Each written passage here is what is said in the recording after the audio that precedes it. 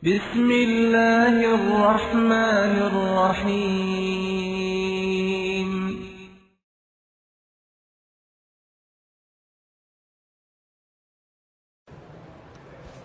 Assalamualaikum warahmatullahi wabarakatuh.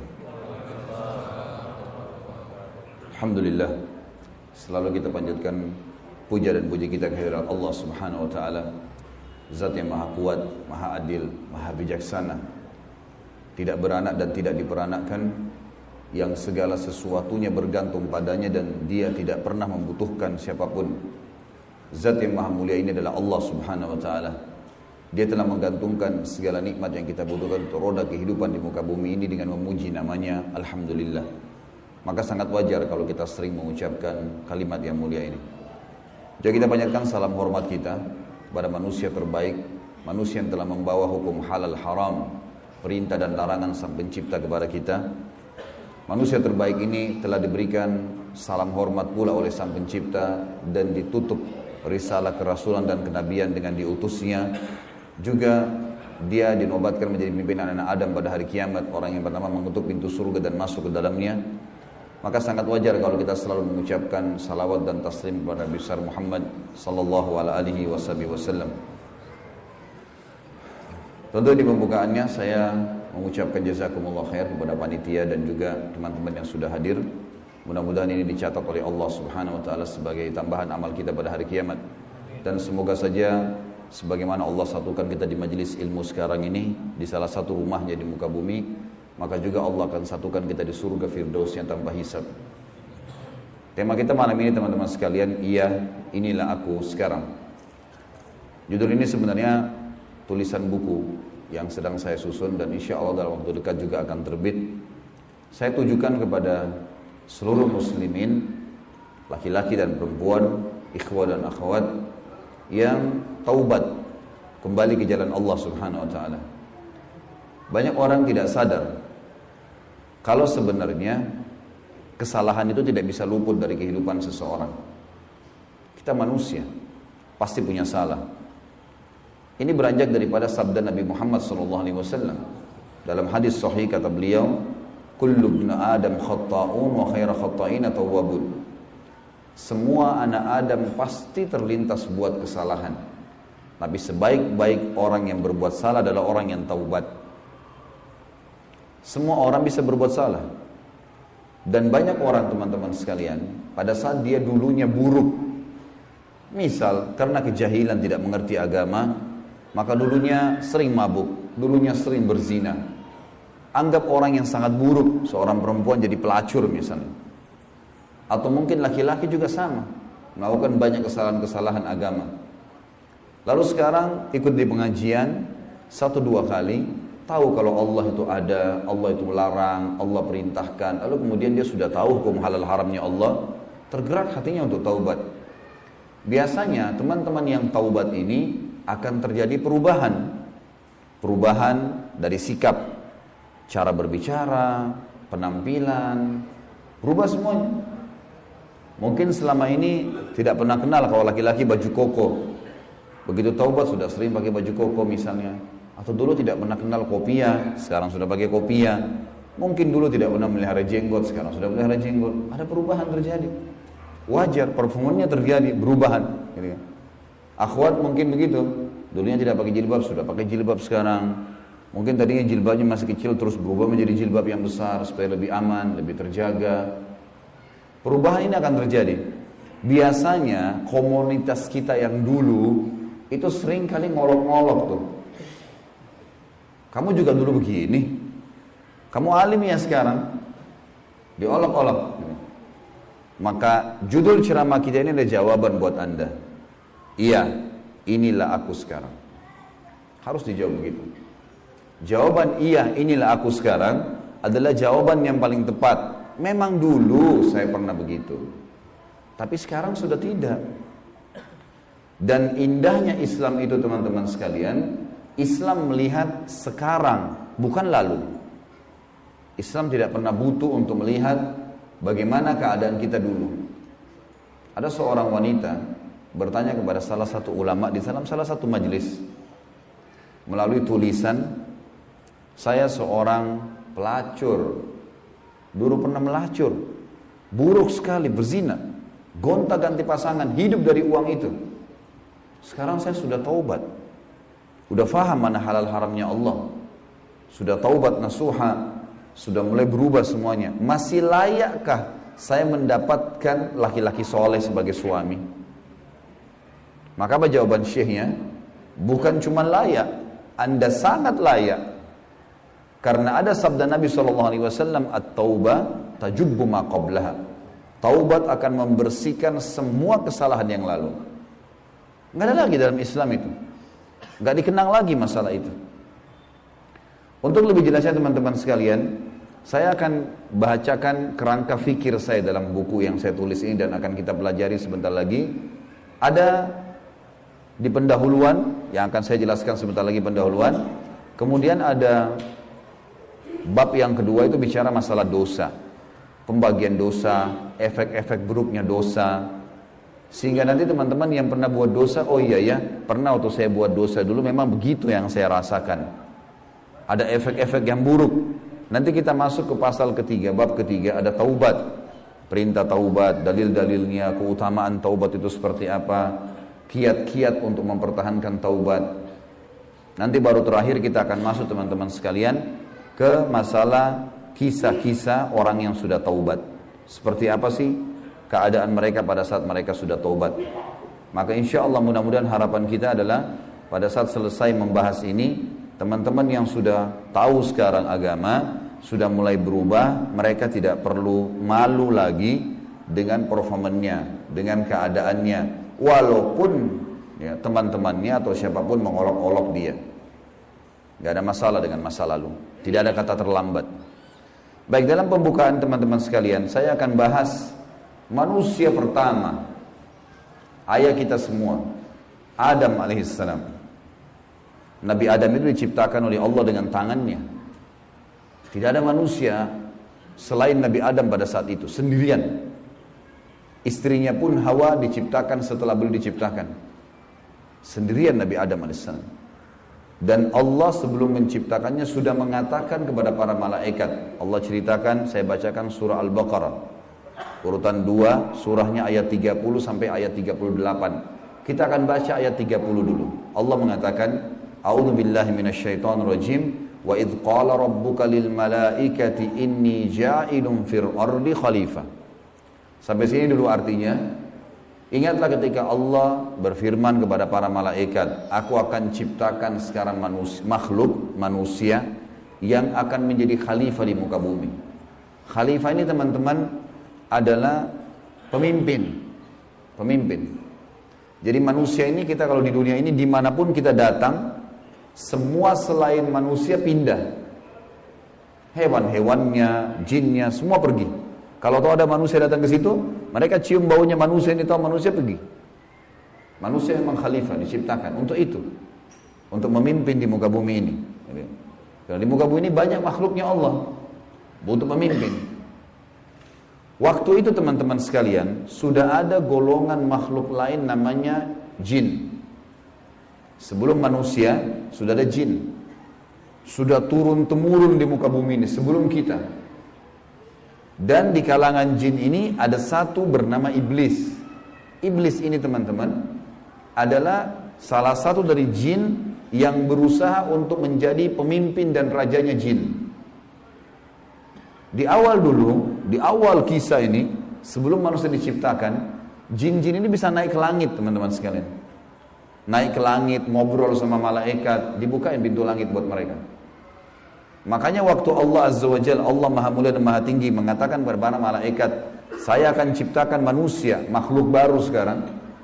Makhluk baru ini bernama manusia, nanti jadi pemimpin di muka bumi. Waktu itu kebetulan iblis lagi ada di langit, kumpul sama para malaikat, ikut-ikutan dia pada saat itu. Lalu Allah bilang, kalau saya sudah ciptakan, kalian semua harus sujud. Mendengar kalimat khalifah, iblis tahu, ini kalau diciptakan, berarti akan jadi pemimpin di muka bumi. Berarti dia sebagai kandidat pemimpin di muka bumi nanti terhapus, nggak bisa. Dan ini alasan utama kenapa iblis tidak mau sujud kepada Adam. Nah, dia tahu ini nanti jadi pemimpin nih. Makanya malaikat berkata begini, qalu ataj'alu fiha man yufsidu fiha wa yasfiku ad-dima'a wa nahnu nusabbihu bihamdika wa nuqaddisu lak. Para malaikat berkata, kenapa engkau menciptakan ya Allah makhluk yang nanti akan membuat juga kerusakan di muka bumi, nanti akan menumpahkan darah, sementara kami para malaikat selalu bertasbih kepadamu dan mensucikanmu. Kenapa malaikat bilang ini teman-teman? Karena di muka bumi ada jin waktu itu. Jin ini suka buat kerusakan, saling bunuh-membunuh, ngaco semuanya. Hukum-hukum Allah turun tidak diterapkan. Maka kata Allah, qala inni a'lamu ma la ta'lamun. Kata Allah, saya lebih tahu daripada kalian. Kepada malaikat nih. Itu ayat 30. Ayat 31 Allah berfirman, wa 'allama Adamal asma'a kullaha. Sampai sini titik dulu. Kalau teman-teman yang pegang Quran lihat baik-baik. Kata Allah, dan Allah setelah ciptakan Adam, Allah ajarkan Adam nama segala sesuatunya. Di sini ulama tafsir bilang teman-teman sekalian, semua nama malaikat, semua nama benda-benda di langit, semua nama benda-benda di bumi, semua bahasa yang akan dipakai atau yang dipakai, semua bahasa hewan, bahasa serangga, bahasa hewan ternak, bahasa semuanya, bahasa jin, bahasa tumbuh-tumbuhan, bahasa manusia nanti kalau diciptakan, yang sekarang kita punya ribuan jutaan bahasa di muka bumi ini manusia. Indonesia aja punya 6.000 bahasa dari 13.000 ya, pulau. Belum lagi seluruh dunia bisa banyak jutaan bahasa. Semua itu Allah ajarkan kepada Adam alaihissalam. Adam tahu semua. Semua bahasanya malaikat, nama-nama mereka, benda-benda di langit, semua nama jin, semua nama hewan-hewan, semua nama tumbuh-tumbuhan, semuanya diajarkan. Ini yang makna dari wa 'allama Adamal asma'a kullaha. Semua nama-nama Allah ajarkan, semua bahasa Allah ajarkan. Thumma aradahum 'alal malaikati faqala anbi'uni bi asma'i haula'i in kuntum shadiqin. Lalu Allah mengatakan kepada para malaikat, coba sebutin buat saya semua nama-nama yang kalian ketahui, benda-benda di langit, benda-benda di bumi. Malaikat berkata apa? Ya. Qalu subhanaka la ilma lana illa ma 'allamtana innaka antal alimul hakim. Para malaikat menjawab, maha suci engkau ya Allah. Tidak ada yang kami ketahui selain apa yang telah engkau ajarkan saja kepada kami. Enggak semua ini kami tahu, kata malaikatnya. Sesungguhnya engkau lah yang maha mengetahui lagi maha bijaksana. Lalu Allah berkata kepada Adam, qala ya Adamu ambihum bi asma'ihim. Wahai Adam, waktu Allah sudah ciptakan, beritahukan kepada mereka semua malaikat itu nama-nama benda semuanya. Maka Nabi Adam datang sebutin nama satu malaikat, miliaran malaikat, namanya si fulan, si fulan, si fulan, si fulan, sebut namanya. Nama benda di langit semua disebutin, nama-namanya, benda di bumi semua disebutin. Semuanya Nabi Adam kuasai. Falamma amba'ahum bi asma'ihim qala alam aqul lakum inni a'lamu ghaibas samawati wal ardi wa a'lamu ma tubduna wa ma kuntum taktumun. Pada saat Adam memberitahukan kepada mereka para malaikat nama-nama semua benda-benda itu, Allah berfirman kepada para malaikat, bukankah sudah aku katakan kepada kalian bahwasanya sesungguhnya aku maha mengetahui apa yang kalian tidak ketahui? Aku mengetahui rahasia langit dan bumi dan mengetahui apa yang kalian lahirkan dan apa yang kalian sembunyikan. Maka Allah berfirman lagi, wa idh qulna lil malaikati isjudu li Adam fasajadu illa iblis aba wastakbara wa kana minal kafirin. Ingatlah ketika kami, kata Allah, berfirman kepada para malaikat, sujudlah kalian semua kepada Adam. Perintah sujud di sini teman-teman sekalian adalah sujud menghormati dan memuliakan Adam. Bukan sujud ya dalam arti kata sujud penghambaan diri, bukan ya. Karena Allah suruh mereka sujud semua. Semua malaikat disuruh sujud, maka semuanya sujud kecuali iblis. Golongan jin yang ada masuk ke langit waktu itu, ikut sama para malaikat, nggak mau sujud. Dia menolak dan dia menyombongkan diri dan dia termasuk orang-orang kafir. Maka di ayat selanjutnya, ayat 35, wa qulna ya Adam uskun anta wa zawjukal jannata wa kula minha ragadan haitsu syi'tuma wa la taqraba hadhihi syajarata fatakuna minadh zalimin. Dan kami berkata kepada Adam, jadi setelah itu Allah SWT ciptakan dari tulang rusuknya Adam istrinya Hawa. Terciptakan ada dua-dua. Kata Allah kepada Adam, hai Adam, diamilah kamu dan istrimu surga ini, dimasukkan ke dalam surga oleh Allah SWT. Dan makanlah makanan-makanannya yang banyak lagi baik, di mana saja yang kamu sukai, dan jangan kamu dekati pohon ini. Ada satu yang jangan kamu dekati, karena kalau kau dekatin, kau berarti melanggar, menyebabkan kamu termasuk orang-orang zalim. Perlu digarisbawahi teman-teman sekalian, ada orang-orang yang mengatakan pohon yang didekati oleh Adam itu namanya, atau buah namanya buah khuldi. Dan ini sebenarnya tidak ada dalilnya nih. Ya. Yang mengatakan buah khuld itu adalah iblis. Khuld artinya dari kata-kata khalada yakhludu yang berarti kekal. Jadi iblis yang bilang, hai Adam, sama istrinya, ini pohon nih yang kau dilarang sama Allah makan. Kalau kau makan, kau akan menjadi khuld, kau akan menjadi kekal. Makanya Allah larang kamu makan supaya karena kamu tidak kekal. Keluarlah istilah buah khuldi, sebenarnya bukan. Allah nggak pernah sebutin namanya pohon itu. Tapi iblis yang ucapkan kalimat khuld disebutkan dalam Al-Quran. Jadi teman-teman luruskan, jangan selalu bilang Nabi Adam makan buah khuldi, itu nggak benar. Kemudian kata Allah di ayat 36, fa'azallahuma asyaitanu anha fa'akhrajahuma mimma kana fi. Lalu syaitan, iblis datang membisikkan kepada Adam dan Hawa bahwasanya buah ini kamu tidak dilarang oleh Allah berdua makan kecuali karena kamu akan menjadi kekal seperti para malaikat-malaikat. Ada di antara mereka yang kekal. Maka syaitan pun menyesatkan mereka berdua, lalu mereka melanggar. Ingat, Nabi Adam di sini sama istrinya Hawa melanggar. Adam alaihissalam lihat malaikat diciptakan oleh Allah dengan tangannya, tapi Nabi Adam juga buat salah. Secara akal sehat mestinya Nabi Adam nggak boleh buat salah kan? Manusia pertama lihat malaikat, tahu kenal Allah, pernah tinggal di surga, tapi ternyata buat salah. Ini ayah kita semuanya gitu. Maka syaitan menyesatkan mereka kata Allah SWT, dan akhirnya mereka dikeluarkan dari surga itu. Dan kami berfirman kepada mereka, pada Adam, Hawa, dan juga iblis yang menggoda, turunlah kalian semua ke bumi.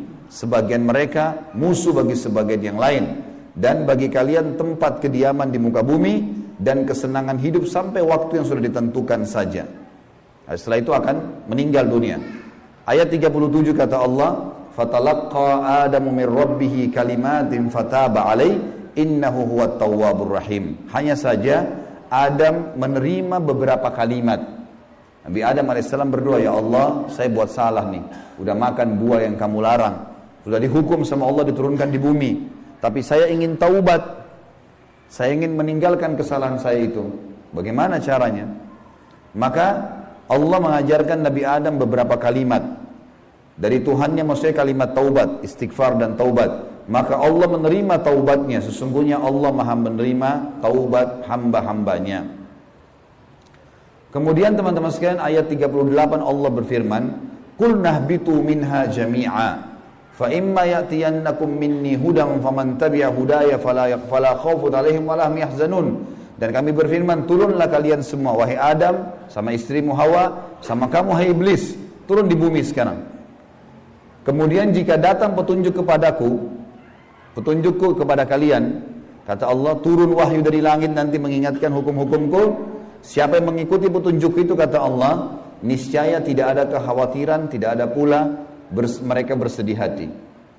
Jadi ayat 30-38 Al-Baqarah menceritakan kepada kita tentang proses penciptaan manusia pertama Adam dan adanya kesalahan Adam. Terjadi kesalahan. Dan yang menyesatkan Adam berbuat salah, ada golongan namanya iblis, syaitan. Ini pelajaran semua ini. Ini awal kisah kesalahan manusia. Ternyata Nabi Adam berbuat salah, penyebabnya adalah iblis. Berarti anak keturunannya kayak kita bisa terjadi itu. Baik. Dalam surah Toha, Allah Subhanahu wa taala juga menyebutkan, melengkapkan kisah yang kita jelaskan tadi. Surah Toha, surat nomor 20, ayat 115 sampai ayat 123. A'udzu billahi minasyaitonir rajim. Wa laqad ahidna ila adama min qablu fanasiya wa lam najid lahu azma. Dan sungguhnya telah kami perintahkan kepada Adam dahulu agar dia patuh masuk di surga, makan minum terserah dia, tapi jangan makan buah yang satu itu. Tapi ia lupa akan perintah itu.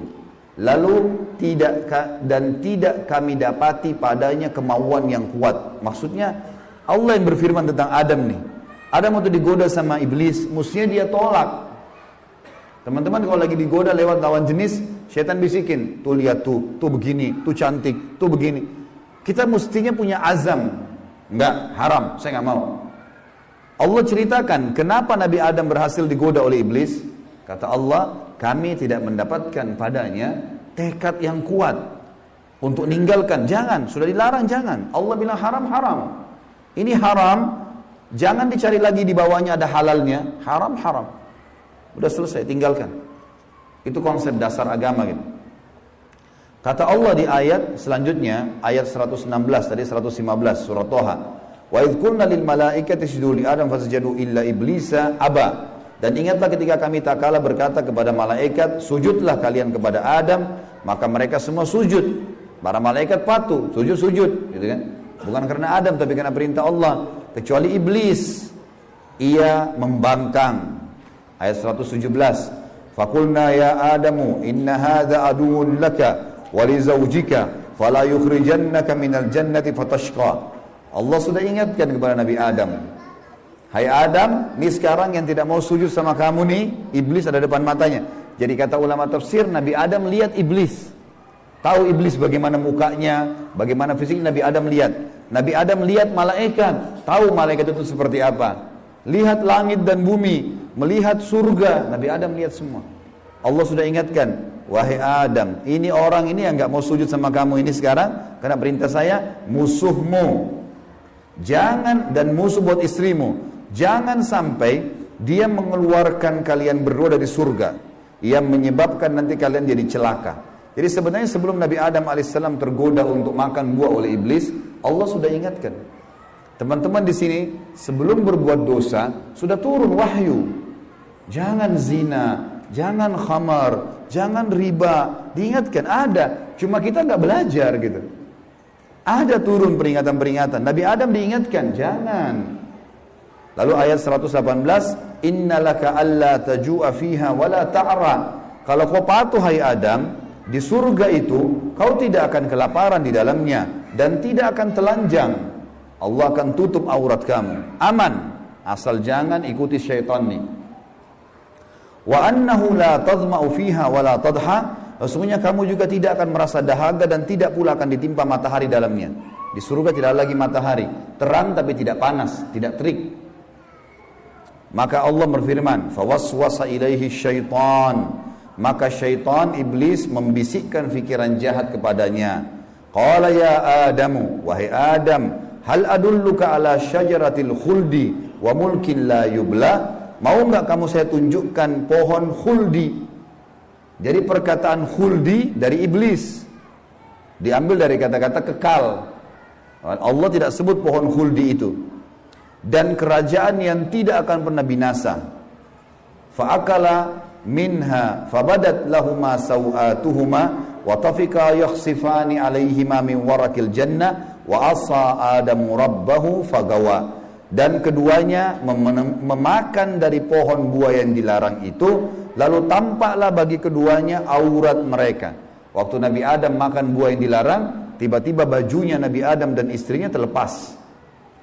Karena melanggar hukum Allah, terlepas auratnya. Dan mulailah keduanya menutupinya dengan daun-daun yang ada di surga. Maka durhakalah Adam kepada Tuhannya dan telah sesatlah dia pada saat itu. Ayat 122, "Tsumma ijtabahu rabbuhu fataba 'alaihi wa hada." Kemudian Tuhannya memilihnya sebagai hambanya yang bertaubat. Dan dia menerima taubatnya dan memberinya petunjuk. Qala bita minha jami'a ba'dukum li ba'din adu fa imma ya'tiyannakum minni hudan faman tabi'a hudaya fala yadhillu wa la yashqa. Allah berfirman, turunlah kalian berdua dari surga ini bersama-sama. Adam alaihissalam dengan istrinya dan juga iblis yang ada pada saat itu membisikkan, turun semuanya. Sebagian kalian menjadi musuh bagi sebagian yang lain. Akan datang kepada kalian petunjuk dariku nanti, barang siapa yang mengikuti petunjukku, maka dia tidak akan pernah celaka. Surah Thaha melengkapkan penjelasan surah Al-Baqarah. Berarti Adam diciptakan, Adam alaihissalam sudah diingatkan sama Allah, Adam melanggar, kena bisikan syaitan, dan akhirnya hukumannya diturunkan dari surga ke muka bumi ini. Tentu masih banyak surah-surah lain teman-teman sekalian, di antaranya surah Al-A'raf. Surah Al-A'raf ini surah nomor 7 ayat 11 sampai ayat 27, tapi tidak semuanya saya bacakan. Ini kalau teman-teman mau baca, ceritanya tentang bagaimana iblis menolak, iblis akhirnya meminta kepada Allah agar diberikan kesempatan menyesatkan Adam dan keturunannya, sampai Allah Subhanahu wa taala memanjangkan umurnya iblis, ya. Dan ini ayat-ayat terakhir yang akan saya bacakan di dalam poin ini, dalam pembukaannya. Surah Al-A'raf, surah nomor 7 ayat 11 sampai ayat 27, ya. Tujuannya kita teman-teman sekalian supaya tahu tentang awal kisah dosa itu di mana. Dan bagaimana ayah kita melakukan perbuatan dosa tetapi dia taubat. Dan ini bisa terjadi bagi orang beriman, buat salah tapi dia berhenti, sekali berhenti tidak akan terulang. A'udzubillahi minasyaitonirrajim, ayat 11 surah Al-A'raf. Walaqad khalaqnakum thumma sawwarnakum thumma qulna lil malaikati isjudu li Adam fasajadu illa iblisa lam yakun minas sajidin. Sesungguhnya kami benar-benar telah menciptakan kamu hai Adam, lalu kami bentuk tubuhmu, kemudian kami katakan kepada para malaikat, sujudlah kalian kepada Adam. Maka mereka pun sujud kecuali iblis, dia tidak mau sujud. Qala ma mana'aka alla tasjuda idh amartuk. Allah lalu berfirman kepada iblis, kenapa kau enggak mau sujud waktu saya perintahkan? Qala ana khairum minhu, saya lebih baik darinya. Iblis berkata kepada Allah, saya lebih baik daripada Adam itu. Khalaqtani min narin wa khalaqtahu min tin. Engkau ciptakan aku dari api sementara dia dari tanah. Ini cuma alasan akal-akalan iblis untuk membenarkan perilaku dia, karena dia jengkel kenapa Adam diciptakan makhluk baru untuk jadi pemimpin di muka bumi. Berarti dia sudah kalah, nggak bisa lagi dia jadi kandidat pemimpin di muka bumi. Lalu Allah mengatakan, qala bit minha fama yakunu laka an tatakabbara fiha fakhruj innaka minas sagirin. Allah berfirman kepada iblis, turunlah kamu dari surga ini. Tidak boleh kamu ada di langit sini, karena kamu sepatutnya tidak menyombongkan diri di hadapanku. Maka keluarlah, sungguhnya kau termasuk orang-orang yang hina. Iblis waktu sebelum turun dia bilang, qala anzirni ila yaumi yub'atsun. Iblis berkata, berilah aku ketangguhan ya Allah sampai hari di mana dibangkitkan. Jangan aku mati dulu.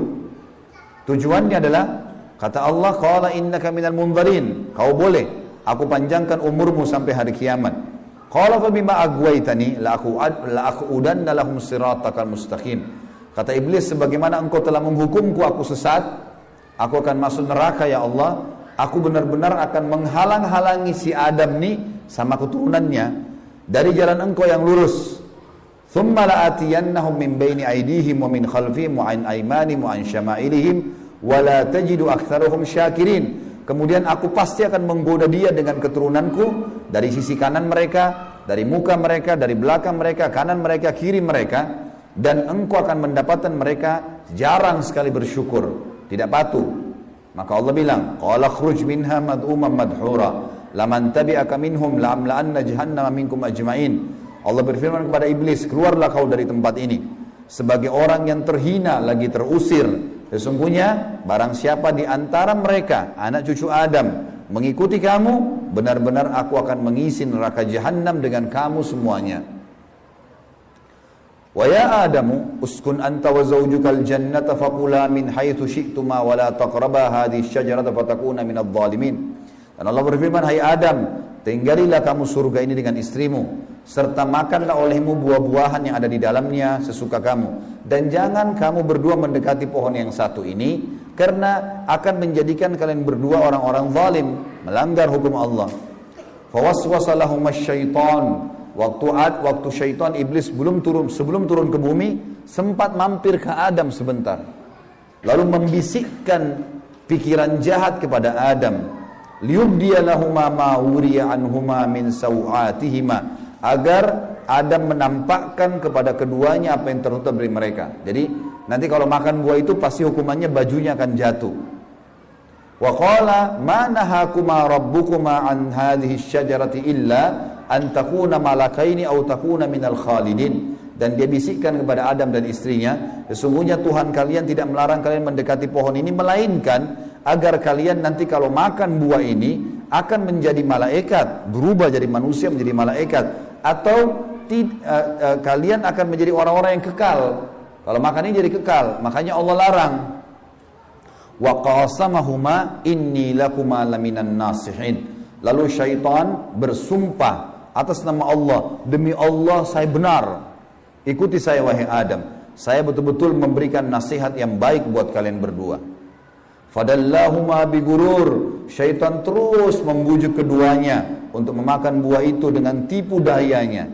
Falamma dhaqa asyajarata badat lahuma sawatuhuma wa tafika yakhsifani alaihima min warakil jannah. Tak kala keduanya mulai makan buah kayu itu, nampaklah bagi keduanya aurat-auratnya, dan mulailah keduanya menutupi dengan daun-daun yang ada di surga. Jadi kalau kita lihat ayat ini teman-teman sekalian, berarti yang Allah sebutkan nama pohon itu adalah pohon kayu. Entah pohon kayu ini maksudnya apa? Apakah itu buah pohon kayunya adalah dari buah pohon kayu itu ada buahnya? Yang jelas Allah sebutkan seperti itu. وَنَادَاهُمَا رَبُّهُمَا أَلَمْ أَنْهَكُمَا أَنْ هَذِهِ أَنْ تِلْكُمَا الشَّجَرَةِ وَأَقُلْ لَكُمَا إِنَّ الشَّيْطَانَ لَكُمَا عَدُوٌّ مُبِينٌ. Dan Allah berfirman kepada Adam pada saat itu, bukankah aku sudah melarang kalian berdua jangan dekati pohon kayu itu, dan aku katakan kepada kalian berdua sungguhnya syaitan adalah musuh kalian, maka jangan ikuti.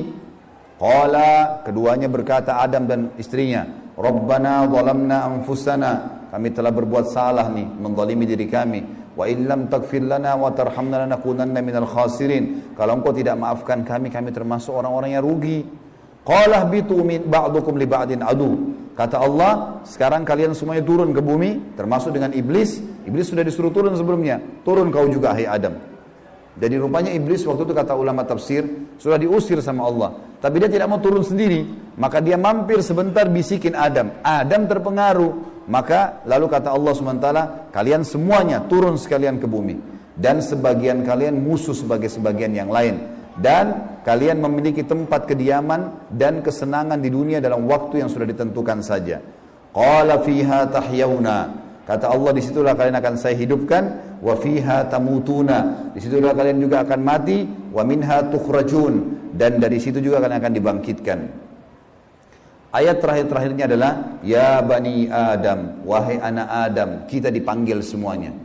Setelah Allah ceritakan panjang lebar tadi kisah ayah kita Adam dan istrinya Hawa, kata Allah, hai anak Adam, qad anzalna alaikum libasa yuwari sawatikum warisha. Sesungguhnya kami telah menurunkan kepada kalian pakaian untuk menutup aurat-aurat kalian, dan pakaian yang indah, juga perhiasan-perhiasan. Walibasut taqwa dzalika khair. Pakaian ketakwaan yang menutup aurat lebar, tidak membentuk aurat itu, tidak memperlihatkan bagian tubuh, adalah pakaian yang paling baik. Dzalika min ayatillahi la'allakum tadhakkarun. La'allahum yatadzakkarun, dzalika min ayatillahi la'allahum yatadzakkarun. Itulah ayat-ayat dari Allah, mudah-mudahan mereka mengingatnya. Anak cucu Adam. Wa ya bani Adam, wahai anak-anak Adam, ya bani Adam, la yaftinannakumus syaitan. Ini peringatan Allah kepada kita semua. Jangan sampai syaitan menipu kalian lagi. Kama akhraja abawaykum minal jannah, sebagaimana dia telah berhasil mengeluarkan kedua orang tua kalian, Adam dan istrinya Hawa, dari surga. Yanzi'u anhuma libasahuma liyuriyahuma sawatihima, yang akhirnya membuat baju keduanya terlepas. Kata ulama tafsir, godaan syaitan yang pertama, bagaimana orang terbiasa terbuka auratnya sehingga menggoda orang lain, sebagaimana digodanya ayah kita dan ibu kita dulu. Innahu yarakum huwa wa qabilu min haitsu la tarawnahum. Sesungguhnya dia, iblis itu sama pengikut-pengikutnya melihat kalian yang kalian tidak bisa lihat mereka. Kita nggak bisa lihat iblis, tidak bisa lihat syaitan, tapi mereka bisa lihat kita. Di sekitar kita mereka ada.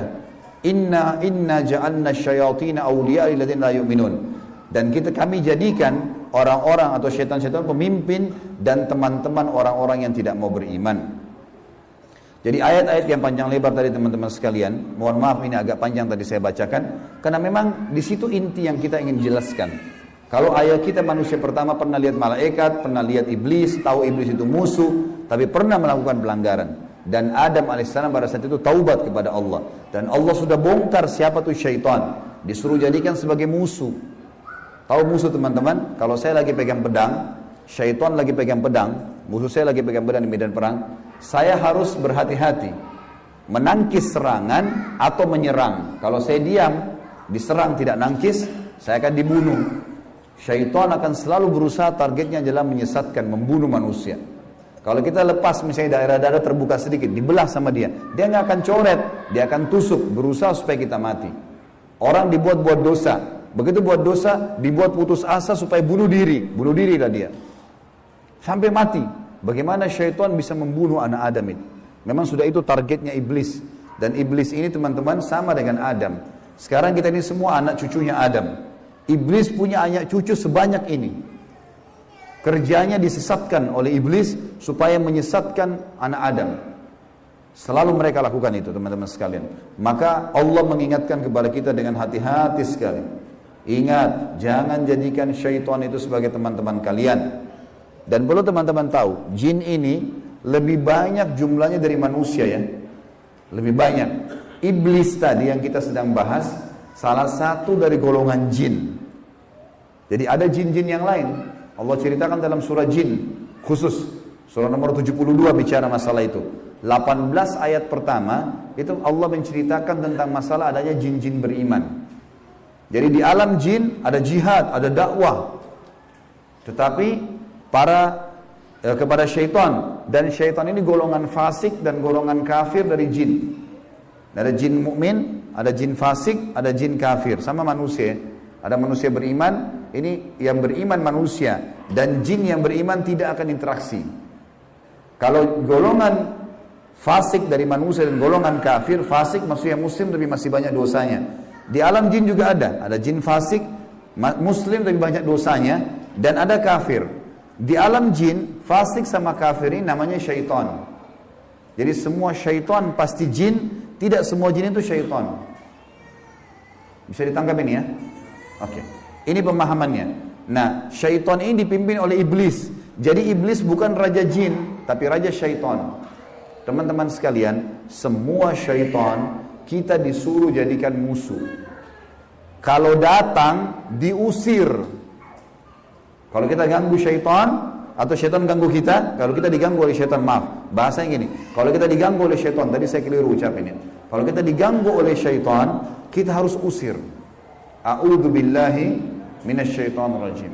Mulai ada malas ibadah, mau buat dosa, mau buat zina, a'udzubillahi minasyaitonir. Syaitan lagi datang nih godain. Saya berlindung kepada Allah dari syaitan yang rajim. Rajim itu dirajam, teman-teman.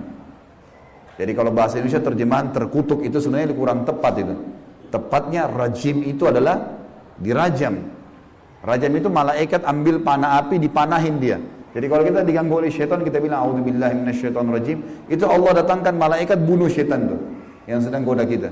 Dirajam dia, dilempar dengan panah-panah api. Seperti Allah bilang dalam surah Al-Mulk, wa ja'alnaha rujuman lisyayatin. Dan kami jadikan bintang-bintang itu sebagai panah-panah untuk mematikan syaitan-syaitan. Jadi nggak boleh berteman, nggak boleh menikah, nggak boleh interaksi, nggak boleh apa-apa. Mereka punya dimensi waktu yang berbeda. Tidak boleh lintas alam. Teman-teman, kita ini manusia. Manusia sudah Allah ciptakan makanan kita. Makanan kita inilah daging, ini ayam, ada sayur-sayuran, ada buah-buahan yang kelihatan depan mata. Yang manusia bisa cocok tanam, bisa ternak, itu makanan kita. Inilah kita, inilah baju kita. Inilah penglihatan kita yang kita bisa lihat. Inilah bangunan rumah kita dan masjid kita. Ini alam kita, teman-teman. Untuk membuat manusia lain suka dengan kita simpatik, ada cara manusiawi. Ya, punya pintar dalam berbicara, punya prestasi dunia, berpendidikan kah, kaya kah, suka membantu kah, ada caranya. Jangan pindah lintas alam nih. Orang-orang yang jadi dukun, jadi peramal, jadi penyamun, ini lintas alam. Dia pergi ke jin-jin itu, minta tolong. Dan ini tidak boleh. Pindah ke alam mereka tidak boleh. Dilarang sama Allah. Kalau kita pindah ke alam mereka, kita akan ditipu nanti. Kalau jin beriman tidak akan kerjasama sama manusia, tapi syaitan ini kerjasama sama manusia. Ingat, kita pemimpin, garis bawahi kalimat ini. Jadi orang-orang yang jadi dukun itu kalau mereka pergi ke bersemedi di gua, di pinggir pantai, manggil-manggil wahai dewa, wahai penjaga ini, apalah di Indonesia, ini Roro Kidur lah atau apa semua dipanggil Gondoruo, Tuyul. Ini semua teman-teman bahasa yang diucapkan oleh manusia karena tidak paham kedudukan dia. Dia kalau lagi bersemedi di situ, syaitan yang lewat di sekitar tempat itu muter-muter lihat, ini manusia, ini pemimpin saya ini. Nggak bisa, dia mengalahkan manusia nggak bisa. Syaitan nggak bisa kalahin kita. Syaitan hanya bisa bisik saja, buat jangan gini, cuma begitu, nggak lebih daripada itu. Bapak Ibu sekarang waktu mau kesini tadi ke masjid, mungkin ada syaitan bisikin jauh, keburu nggak ya, dapat tempat atau apalah. Tapi Bapak Ibu tetap jalan. Syaitannya mau buat apa? Nggak bisa buat apa-apa, cuma bisa bisik. Jangan gini, gitu, segala macam. Cuma itu, manusia kalau bantah, nggak bisa buat apa-apa dia. Nggak bisa syaitan menjelma cekik kita, enggak, kamu harus berzina. Enggak. Syaitan cuma bisik, itu zina, itu perempuan, itu begini. Tapi kalau saya bilang enggak, saya nggak mau. Terus syaitannya buat apa? Nggak bisa buat apa-apa, lemah sekali. Allah bilang, inna kaidah syaitani kana dhaifa. Syaitan itu lemah sekali. Kalau ada manusia yang tidak faham tentang kedudukan mereka sebagai khalifah, ditipulah oleh syaitan itu. Sama tadi orang bersemedi itu. Sebenarnya teman-teman sekalian, di muka bumi ini yang mengatur kadar udara, oksigen yang kita hirup, populasi manusia, populasi hewan-hewan, kadar panas udara, api, air, segala macam, ini ada malaikat-malaikat. Teman-teman kalau mau baca surah Al-Ma'arij dan surah Al-Buruj, surah nomor 77 dan surah nomor 79. Di situ disebutkan panjang lebar tentang tugas-tugas malaikat. Jadi yang urus lautan, urus gunung, urus tumbuh-tumbuhan, semua ini malaikat, makhluknya Allah. Rukun iman kita yang kedua, kita harus yakin mereka ada. Nah, kalau ada manusia datang ke gua-gua ini, minta-minta, panggil syaitan, panggil dewa, panggil penjaga gua atau apa saja, syaitan di sekitar situ tadinya takut sama manusia ini. Makanya orang kalau bersemedi nggak pernah kurang dari 3 hari, 1 minggu, ada yang 1 bulan, ada yang bertahun-tahun bersemedi. Baru syaitannya keluarin suara tuh. Dilihat orang ini kok bodoh benar, duduk nggak makan, nggak minum. Iya, kamu mau apa? Saya mau ilmu kebal. Lihat, perhatikan syaitan tipu dia. Disuruh makan kotorannya sendiri, disuruh minum darah, disuruh ini, lintas alam lain nih. Manusia tidak mungkin mau minum darah. Fitrahnya kita nggak suka itu. Alam kita beda, kita nggak boleh makan itu memang. Allah buat kita nggak suka itu. Syaitan suka dengan bau-bau busuk, bau kotoran. Manusia nggak suka.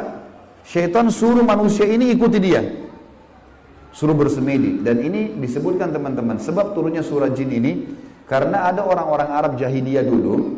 Mereka ini teman-teman kalau mau kalau lagi perjalanan bagi safar, kepala sukunya, kepala kafilah, kepala perjalanan itu kalau sudah istirahat di satu lembah, dia tiba-tiba keluar, dia ambil setengah bekal makanan, dia bawa ke tengah-tengah lembah, lalu dia bilang begini, wahai penjaga lembah, ini setengah bekal kami, jangan ganggu kami ya.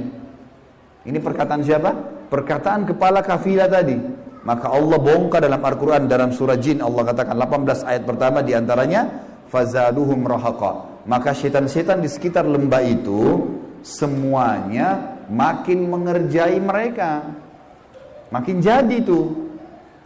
Kalau ada satu kampung misalnya kayak di Indonesia ini paling banyak seperti itu.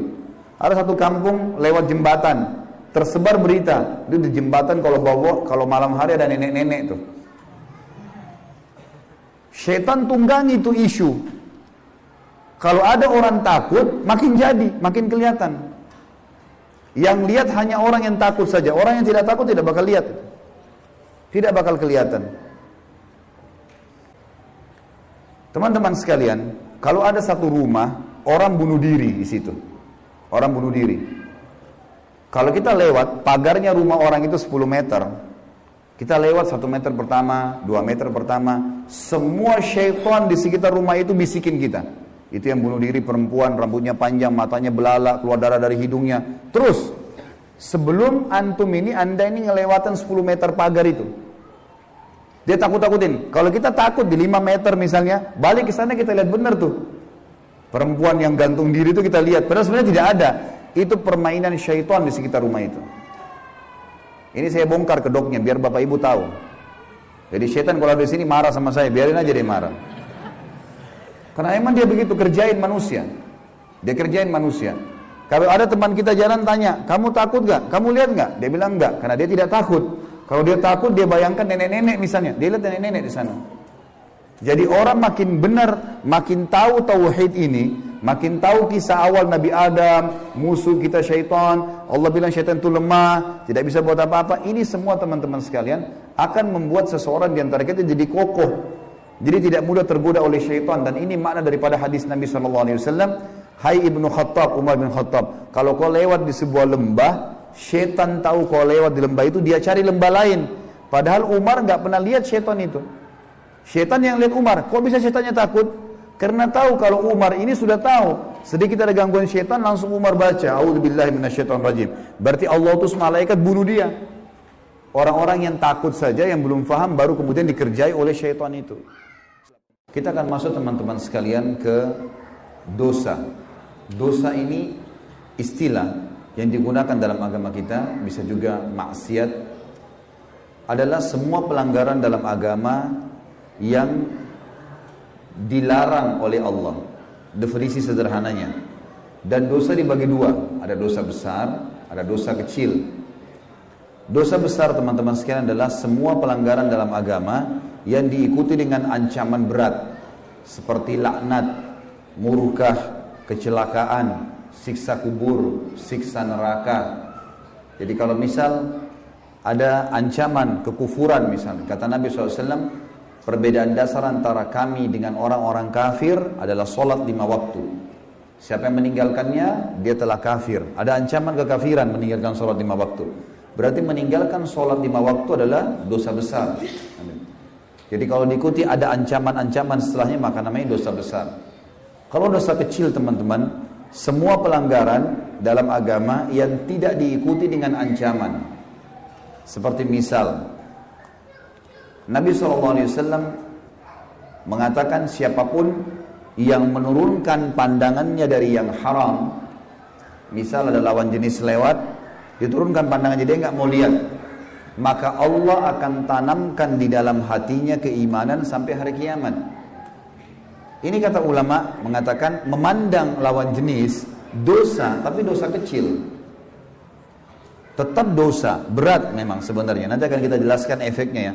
Tapi karena tidak ada ancaman bersamanya, berarti dia masuk dosa kecil. Tapi kalau ada ancaman, berarti dosa besar. Makanya Imam Az-Zahabi rahimahullah menyusun dalam buku beliau namanya Al-Kabair, dosa-dosa besar. Ini kalau teman-teman ikuti di YouTube sudah lengkap 106 dosa besar, saya bahas panjang lebar semuanya, dari syirik, durhaka kepada orang tua, riba, dusta dan segala macam ini, itu adalah semua dosa besar ya. Karena semua ini diikuti dengan ancaman-ancaman, tapi dosa kecil yang tidak diikuti dengan ancaman. Kalau teman-teman bisa mengontrol diri tidak melakukan dosa-dosa besar, maka secara otomatis dosa-dosa kecil yang kita lakukan dalam keseharian dimaafkan oleh Allah dengan ibadah-ibadah yang kita lakukan. Misal kita lihat firman Allah dalam surah An-Nisa, surah nomor 4 ayat 31. Allah berfirman, A'udzubillahi minasyaitonirrajim, in tajtanibu kaba'ira ma tunhauna anhu nukaffir ankum sayyi'atikum wa nudkhilkum mudkhalan karima. Dan kalau kalian semua menjauhi dosa-dosa besar yang diantara dosa-dosa dilarang kalian mengerjakannya, niscaya kami akan menghapus kesalahan-kesalahan kalian, dosa-dosa kecil kalian, dan kami masukkan kalian ke dalam tempat yang mulia, surga. Dalam surah Asy-Syura, ayat surah nomor 42 ayat 37, Allah Subhanahu wa taala berfirman juga, A'udzubillahi minasyaitonirrajim, walladzina yajtanibuna kaba'iral itsmi wal fawahisha wa idza ma ghadibu hum yaghfirun. Dan orang-orang yang menjauhi dosa-dosa besar dari perbuatan-perbuatan keji, dan apabila mereka marah, mereka memaafkan. Juga dalam surah lain, surah An-Najm, surah nomor 53 ayat 32, Allah juga menyebutkan masalah itu. A'udzubillahi minasyaitonirrajim, alladzina yajtanibuna kaba'iral itsmi wal fawahisha illa lamam inna rabbaka wasi'ul maghfirah wa a'lamu bikum idh ansha'akum minal ardi wa idh antum ajinnatun fi butuni ummahatikum fala tuzakku anfusakum huwa a'lamu biman ittaqa. Orang-orang yang menjauhi dosa-dosa besar, syirik, durhaka kepada orang tua, riba, zina, semua dijauhi, judi, ya, memamerkan aurat dan seterusnya, maka semua dosa-dosa kecil kalian akan kami maafkan. Sesungguhnya Tuhan kalian maha luas ampunannya, dan Dia telah mengetahui tentang keadaan kalian ketika kalian masih di dalam perut ibu kalian. Dan janganlah kalian mengatakan diri kalian suci, karena Dia lebih tahu tentang siapa orang yang bertakwa. Tentu teman-teman sekalian, apa yang saya sampaikan sekarang belum selesai. Jangan dianggap, oh kalau gitu dosa kecil kita lakukan saja. Jangan. Kita sedang menjelaskan dulu tentang pembagian dosa besar dan kecil. Bedanya hanya dosa besar ada ancaman, dosa kecil nggak ada ancaman. Dan dosa-dosa besar kalau dijauhi, dosa kecilnya bisa dimaafkan sama Allah. Baru sampai sebatas itu. Kita akan bahas lebih dalam teman-teman. Dosa besar, kalau kita lakukan dosa besar harus taubat nasuha. Kalau dosa kecil tidak taubat pun, dengan amal-amal soleh bisa dimaafkan. Disebutkan oleh Imam Nawawi rahimahullah dalam buku beliau Riyadhus Shalihin, beliau menjelaskan tentang bab taubat. Beliau mengatakan taubat itu akan diterima oleh Allah kalau memenuhi 3 syarat. Yang pertama, meninggalkan dosa itu seketika. Lagi zina, berhenti. Lagi riba, berhenti. Lagi mabuk khamr, berhenti. Berhenti dari dosa itu. Yang kedua, sesali. Yang ketiga, janji sama Allah, antara dia sama Allah tidak akan mengulanginya. Ya Allah, saya tidak akan ulangin nih. Maka diterima. Sebagian ulama menambahkan dengan syarat keempat, yaitu menyibukkan sisa umur dengan amal saleh. Karena banyak teman-teman sekarang orang pernah berzina, lalu dia tobatnya setahun, tahun depan terjerumus lagi dalam zina. Kenapa? Karena waktu yang dia pakai dulu berzina, misal jam 10 sampai jam 11 dia suka ke diskotik misalnya, atau dia suka mabuk-mabukan. Ini dia waktu taubat, dia nggak isi waktu ini dengan ibadah. Mungkin dengan majelis ilmu seperti ini, mungkin dengan kumpul dengan teman-teman orang soleh, mungkin dengan tidur cepat supaya bisa bangun sholat malam, mungkin dengan baca Al-Quran, banyaklah bisa dilakukan. Nah ini tidak dilakukan, maka dia tahun depan, selama dia 1 tahun itu syaitan goda terus, diingatkan terus tentang zinanya itu, supaya dia ulangi. Makanya ulama masukkan syarat keempat, menyibukkan diri dari sisa waktu umur ini dengan amal saleh. Jadi kalau dosa besar, kalau dosa kecil boleh dimaafkan dengan kesalahan, dengan amal saleh. Misal Allah mengatakan, ulaika alladziina yubaddilullahu sayyi'atihim hasanat. Mereka itulah yang Allah ganti, ya, pahala atau dosa mereka menjadi pahala. Ada orang yang ganti, orang Allah ganti. Juga dikatakan innal hasanati yudhibnas sayyi'at. Allah berfirman dalam ayat lain, sesungguhnya semua amal soleh akan membersihkan dosa-dosa. Contoh yang lain hadis Nabi SAW. Beliau pernah mendatangkan seember air, minta untuk berwudu. Lalu Nabi SAW berwudu dengan sangat indah. Dari telapak tangan, dari kumur-kumur, dari hidung, dari wajah, kepala sampai kaki, indah sekali. Sahabat semua menyaksikan. Kata Nabi SAW, demi zat yang ubun-ubunku dalam genggaman saya, demi Allah, tidak ada seorang pun di antara kalian yang berwudu seperti wuduku ini, kecuali akan berjatuhan semua dosa-dosa kecilnya bersamaan dengan tetesan air terakhir. Jatuh dosanya. Berarti amal soleh apapun, sholatnya, wuduknya, puasanya, bakti sama orang tuanya, baca Qur'annya, akan membersihkan dosa-dosa. Kata Nabi SAW dalam hadis Bukhari Muslim, antara sholat dengan sholat 5 waktu, subuh ke duhur, duhur ke asar, asar ke maghrib, maghrib ke isya, isya ke subuh lagi, antara Jumat ke Jumat, antara Ramadan ke Ramadan, antara umroh dengan umroh dalam riwayat lain, akan menjadi pembersihan dosa-dosa kecil diantaranya kalau dosa besar dijauhi. Jadi kalau dalam waktu-waktu ini kita tidak ada dosa besar, maka Allah jadikan ibadah-ibadah kita itu jadi pembersih dosa-dosa. Baik teman-teman sekalian, saya ingin titik beratkan dulu sedikit. Dosa-dosa kecil, sekecil apapun, apalagi dosa besar ya, kita bicara dosa-dosa kecil, apalagi dosa besar. Kalau dikerjakan, betul dosa kecil itu akan dimaafkan oleh Allah dengan ibadah-ibadah. Tapi ingat, dosa-dosa kecil ini ada pembersihannya. Ada pembersihan. Jadi jangan teman-teman mengkhayal kalau buat dosa lalu Allah tidak akan hukum. Itu nggak benar. Allah pasti akan hukum sekecil apapun dosa kita lakukan. Ini perlu digarisbawahi ya. Walaupun dosa kecil, akan ada pembersihan. Kenapa kita dalam setahun sering sakit kadang-kadang? Ada flu, ada demam, kadang-kadang kita lagi jalan ke seleo, ada kehilangan barang, ada utang orang tidak bayar, ada banyak. Cobaan datang. Kenapa datang teman-teman sekalian? Pembersihan terhadap dosa kita. Kalau kita pernah menggibah orang, dosa besar nih gibah, nggak boleh kan? Tobat nih, sudah kita tobat kepada Allah. Janji tidak akan ulangi lagi, Allah berhenti.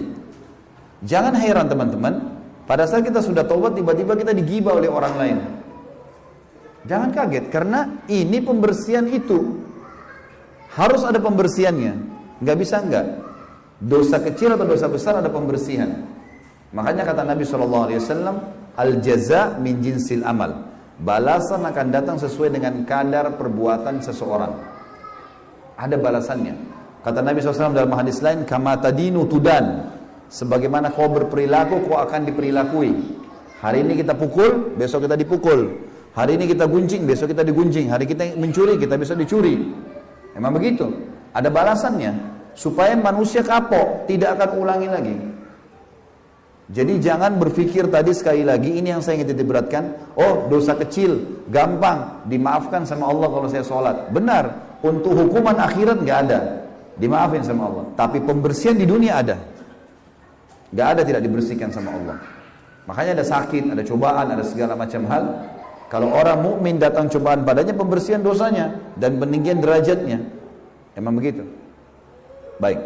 Bagi teman-teman yang masih berpikir berbuat dosa, misal, nggak apa-apa deh saya pacaran misalnya, nggak apa-apa deh saya minum khamar, saya juga sholat, nggak apa-apa deh saya begini, nggak apa-apa deh saya begitu. Perhatikan efek buruknya dosa. Yang pertama teman-teman sekalian, kalau seseorang berbuat dosa, hidupnya akan sempit, sumpek. Kalau orang mabuk malam, tidur nih dalam kondisi mabuk, bangun tidur demi Allah sumpek, pasti suntuk. Nggak ada orang bangun gembira, habis mabuk tadi malam nggak ada. Orang habis berzina pasti nyesel, walaupun orang non Muslim tuh. Secara fitrah, perbuatan dosa Allah akan jadikan sempit di jiwanya orang itu. Walaupun itu orang kafir, sumpek dia. Cuma orang yang tidak tahu agama, dia nggak tahu harus kemana arahnya. Maka habis mabuk tadi malam, mabuk lagi besok malam. Larinya ke situ lagi. Padahal makin banyak dia buat ini, dia makin banyak minum racun. Dosa itu teman-teman seperti segelas racun. Kita tahu itu racun atau tidak, tetap berbahaya. Tapi orang kalau tahu, mematikan. Orang kalau tidak tahu, bertahap, tapi tetap berbahaya buat dia. Dia tidak bisa bilang, wah saya tidak tahu kalau itu racun, maka tidak apa-apa di badan saya. Enggak, pasti tetap berbahaya. Dosa itu seperti itu. Jangan anggap remeh, nggak bisa dimain-main ini. Hidup sempit ini akan ada teman-teman. Kata ulama disepakati semua, orang muslim, orang kafir, tahu tidak tahu hukumnya, akan mendatangkan hidup sempit. Hidup sempit adalah sumpek, suntuk, sedih. Tiba-tiba kita merasa sedih, sendirian, nggak tahu harus buat apa. Orang-orang yang tidak punya iman, larinya bunuh diri, larinya minum racun, ya, dan seterusnya. Allah berfirman dalam surah Toha, ini efek pertama, efek buruk dari dosa adalah hidup sempit, sumpek, suntuk, sedih, gangguan yang terjadi dengan kerabat, pendamping, ya. Sampai sebagian ulama salaf bilang, saya tahu saya punya dosa kalau tiba-tiba saya lihat istri saya berubah dengan saya, tunggangan saya, kuda yang saya mau naikin berubah. Kita mau jalan, mobil kita tiba-tiba kempes bannya. Ada apa nih? Muhasabah coba. Tiba-tiba ini, tiba-tiba itu. Karena orang kalau tidak ada dosanya, itu mulus semua, lancar semua itu. Karena Allah janjikan orang yang bertakwa akan diberikan jalan keluar dalam hidupnya. Berarti orang lawannya yang berdosa, sempit jalannya, susah. Allah berfirman dalam surah Toha, surah nomor 20 ayat 124. Teman-teman yang pegang Quran dibuka ya. A'udzubillahi minasyaitonirrajim. Wa man a'rada 'an dzikri fa inna lahu ma'isyatan dankan wa nahsyuruhu yaumal qiyamati a'ma. Dan barang siapa yang berpaling dari peringatanku, kata Allah, sengaja berbuat dosa, maka sungguhnya baginya penghidupan yang sempit, sumpek, sedih, suntuk gitu. Dan kami akan menghimpunnya pada hari kiamat kalau tidak sempat taubat dalam keadaan buta, tidak melihat. Yang kedua teman-teman, orang yang berbuat dosa dipastikan oleh Allah kalau dia tetap ngotot dalam kesalahannya. Kalau dia tahu itu salah, dia segera bertobat, itu bagus. Tapi kalau dia tidak tahu itu dosa atau dia tidak mau tahu, tetap aja berbuat dosa, maka akan menjadi penyebab kesesatan dan jauh dari petunjuk. Dia makin jauh dari keimanan, jadi nggak bisa khusyuk sholat. Teman-teman di sini maaf yang hadir, kalau masih sholat tidak bisa khusyuk, berusaha nggak bisa khusyuk, coba istighfar kepada Allah. Ada dosa yang mengganjal tuh. Kalau dosa kita sudah dibersihkan teman-teman, kita akan khusyuk sholat. Kita akan tersentuh kalau baca Quran. Nangis nanti itu. Kalau itu belum terjadi berarti masih ada dosa yang mengganjal. Coba istighfar, terus taubat kepada Allah. Karena masih ada yang dia ganjal. Allah berfirman, Allah yang maha kaya telah berfirman dalam surah Al-Ahzab, surah nomor 33 ayat 36. A'udzubillahi minasyaitonirrajim. Wa ma kana lil mu'minin wala mu'minatin idza qada Allahu wa rasuluhu amran an yakuna lahumul khiyaratu min amrihim. Wa may ya'sillaha wa rasulahu faqad dhalla dhalalan mubina. Tidak patut, kata Allah, laki-laki yang mengaku beriman dan perempuan yang mengaku beriman apabila Allah dan Rasulnya telah menetapkan satu keputusan, jangan buat dosa, buat ketaatan. Mereka masih punya pilihan lain. Mereka masih tetap mau melanggar, nggak mau patuh gitu. Maka kata Allah, barang siapa yang mendurhakai Allah dan Rasulnya, tetap mau berbuat dosa, dia sudah tahu itu dosa, maka sungguh dia telah sesat dengan kesesatan yang nyata. Sulit dia untuk khusyuk, nggak bisa khusyuk, susah. Teman-teman kalau banyak, coba 1 minggu istighfar kepada Allah. Tutup kuping, jangan dengar musik kecuali Al-Quran. Coba lakukan itu. Kemudian azan ke masjid. Coba tiap hari baca Al-Quran. Apalagi Ramadan akan datang, maksimalkan coba dengan itu. Coba jaga diri dari dosa. Perhatikan perasaan dan iman kita seminggu itu dengan seminggu yang lalu. Jauh sekali. Apalagi sebulan, apalagi setahun. Makin sering kita kentalkan hubungan kita dengan Allah, maka makin kental sekali perasaan itu. Besok teman-teman saya sarankan hadir. Acara kita besok indahnya menjalin hubungan dengan Sang Pencipta. Saya akan banyak sebutkan kisah orang-orang soleh. Bagaimana mereka pada saat sudah sampai pada tingkat kehusyuan itu. Nyaman hidupnya. Di mana-mana dia akan selalu nyaman. Tentram. Mudah untuk tersentuh, mudah untuk bersyukur dan seterusnya. Yang ketiga teman-teman sekalian, efek daripada dosa. Selain tadi yang kedua sesat, akan Allah dampingkan padanya syaitan. Jadi orang ini nanti akan ada syaitan di sebelahnya yang selalu menemani dia. Allah jadikan itu sengaja. Karena orang ini suka berbuat dosa.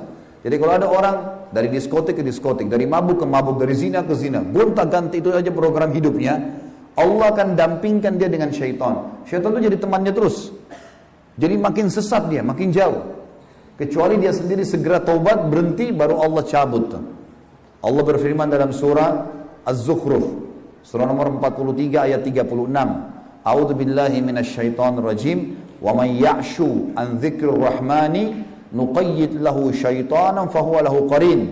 Barang siapa yang berpaling dari pengajaran Tuhan yang Maha Pemurah, Al-Quran, maksudnya berbuat dosa, kata ulama tafsir, kami akan adakan baginya syaitan yang menyesatkannya. Maka syaitan itu selalu menjadi teman dan menyertainya. Jadi sudah banyak efeknya ya, sudah 3. Sumpah ada, sesat iya, tidak bisa khusyuk, kemudian juga syaitan mendampinginya. Yang keempat, terancam masuk neraka. Meninggal, tidak sempat taubat, masuk neraka, bahaya. Allah berfirman dalam surah An-Nisa, Allah yang maha keras siksaannya berfirman, surah An-Nisa, surah nomor 4 ayat 14. A'udzubillahi minasyaitonirrajim. Wa may ya'sillaha wa rasulahu wa yata'adda hududahu yudkhilhu naran khalidan fiha walahu azabun muhin. Dan barang siapa yang mendurhakai Allah dan Rasulnya dan melanggar ketentuan-ketentuannya, niscaya Allah memasukkannya ke dalam api neraka, sedangkan ia akan kekal di dalamnya dan baginya siksa yang menghinakan.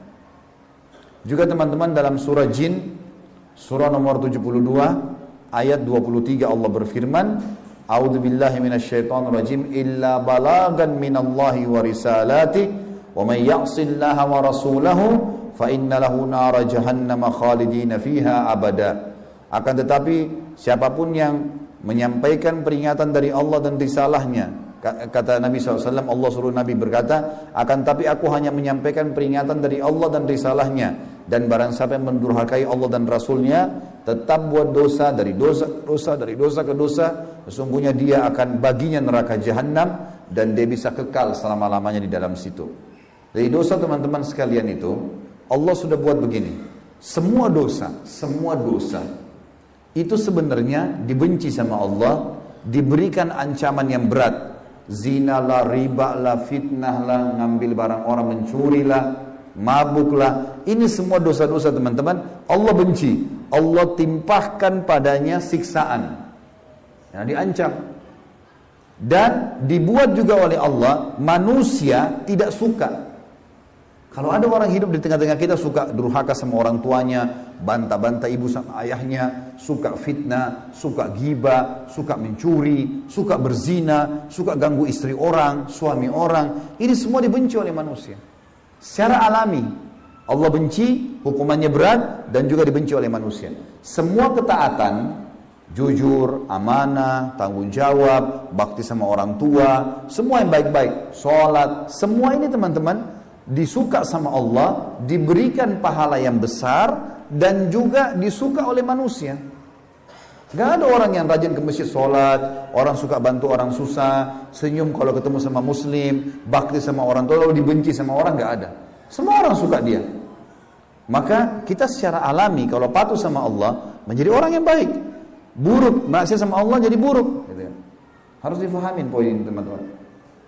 Baik, bagi orang-orang yang sudah berbuat salah, maka masih ada solusi dalam Islam. Itulah bab kita yang ketiga, taubat.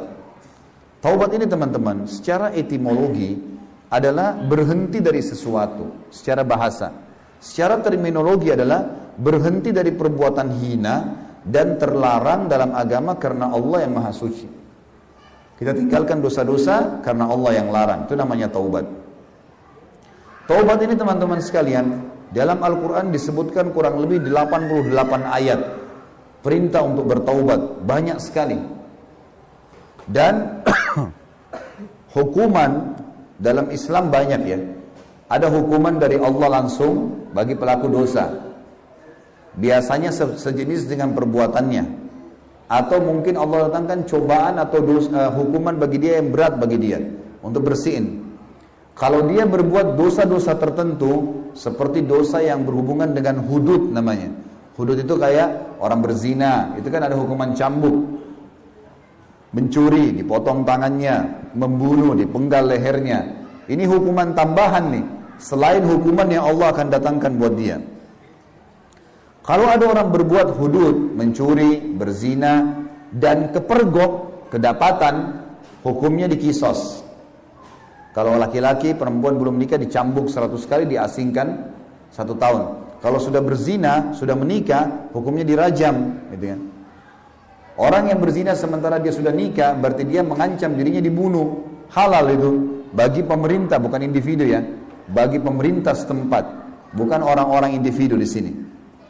Kemudian orang yang mencuri sama, dipotong tangannya kalau kepergok. Tapi dalam Islam, kalau tidak kepergok dan dia taubat, maka dimaafkan. Contoh gini, ada teman-teman di sini yang hadir mungkin atau di luar sana lah, pernah berzina, pernah ganggu istrinya orang, pernah berzina sama suaminya orang, pernah buat zina. Dia tidak tahu hukumnya atau mungkin dia anggap remeh dulu. Sekarang sudah taubat. Tidak ada dalam Islam datang melapor sama ustadz atau kiai, ini saya pernah berzina, bagaimana caranya? Tidak ada pengakuan dosa. Antara anda dengan Allah sudah. Tutup itu. Kita disuruh tutupin aib kita. Nggak boleh sengaja ceritain orang. Saya dulu pernah berzina, saya dulu pernah begini, nggak ada dalam Islam. Tutup. Orang lain kalau buat salah kita tahu, suruh tutupin. Kata Nabi SAW, man satara musliman, satarahullahu yawmal qiyamah. Siapa yang tutupi aib saudaranya muslim, Allah tutupin aibnya hari kiamat. Kita nggak boleh ceritain teman-teman. Tidak ada pengakuan dosa dalam Islam. Tapi kalau dia kepergok, ditangkap, hukumannya dihukum. Kalau dia taubat, kalau berhubungan dengan dosa hamba-hamba, seperti mencuri misalnya. Dia taubat nih, pernah dia mencuri, pernah buat nota palsu, pernah ngambil barangnya temannya. Intinya apa yang mencuri? Dia taubat sekarang, baru tahu hukum. Maka dia taubat kepada Allah nasuha, karena dosa besar mencuri.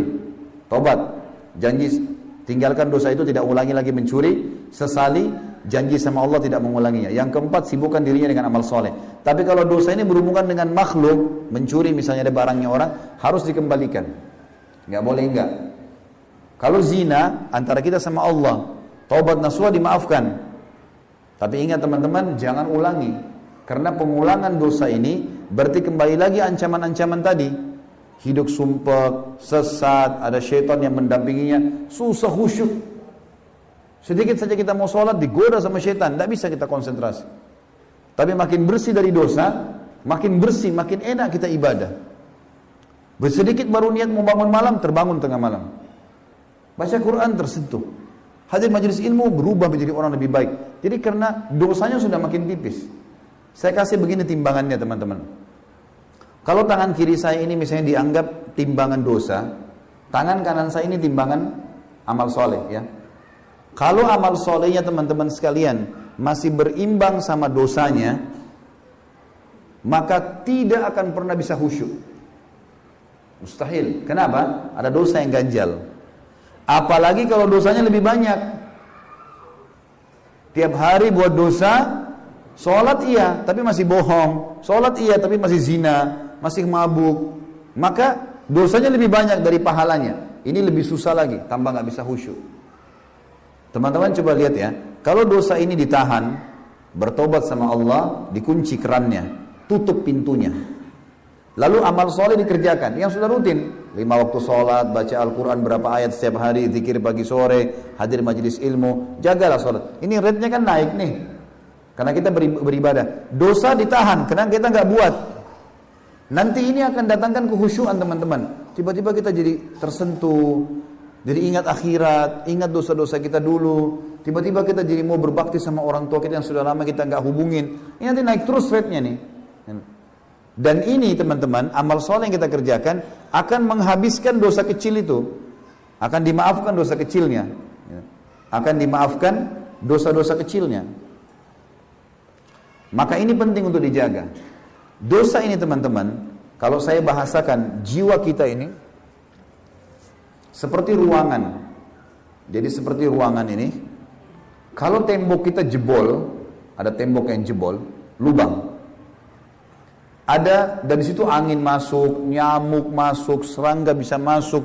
Kalau hujan, air hujan bisa masuk. Ini saya ibaratkan dengan jiwa kita yang sedang jebol dengan dosa-dosa. Jadi jebolnya tembok ini jiwa kita lagi jebol nih, lagi ada bisa masuk macam-macam nih, serangga, hujan segala. Ada 2 cara untuk kita membela diri, melindungi diri. Yang pertama tidak efektif, yang kedua efektif. Yang tidak efektif teman-teman sekalian, kita ambil selimut saja. Pakai selimut di tempat kita. Sehingga hujan masih masuk, serangga masih masuk, bau nggak enak masih masuk. Kita memang terlindungi, tapi sedikit kita bergerak, tersingkap selimutnya, kedinginan. Ruangan kita jadi kotor. Ini ibaratnya teman-teman yang sudah tahu pekerjaannya berbahaya bagi dia, yang sudah tahu lingkungannya berbahaya, teman-temannya berbahaya, masih bertahan di situ. Dia cuma pakai selimut. Tapi setiap saat bisa tergoda. Kalau kita tetap berteman sama 10 orang peminum khamr, kita nggak minum khamr. Saya nggak apa-apa, saya bertahan dengan iman saya. Susah teman-teman, manusia. Orang bisikin kuping kita saja, saya mau kencing ya, kita juga mau ikut kencing tuh. Manusia gampang terpengaruh. Lapar nih mau makan, kita juga, oh iya ya, makan, lapar tiba-tiba. Connect langsung. Kuping kita ini, mata kita teman-teman, hidung dan lidah, ini connect dengan hati nih. Kita dengar apapun masuk ke sini nih. Makanya masuk pengajian, masuk ke hati. Masuk juga dengar maksiat, masuk juga dalam hati. Jadi dikontrol dengan ini jadi ngaco semua nih. Kalau salah, salah. Kalau benar, benar. Karena ini connect semua, apa yang kita lihat. Saya nonton film 2 jam, oh nggak apa-apa, saya nggak terpengaruh. Bohong. Gimana cara nggak terpengaruh? Mata kita connect dengan hati. Sedih ya kita sedih, senang ya kita senang, lucu ya kita ketawa, gitu kan? Ya terpengaruh lah. Makanya caranya ditutup, memang nggak bisa, harus tutup kerannya.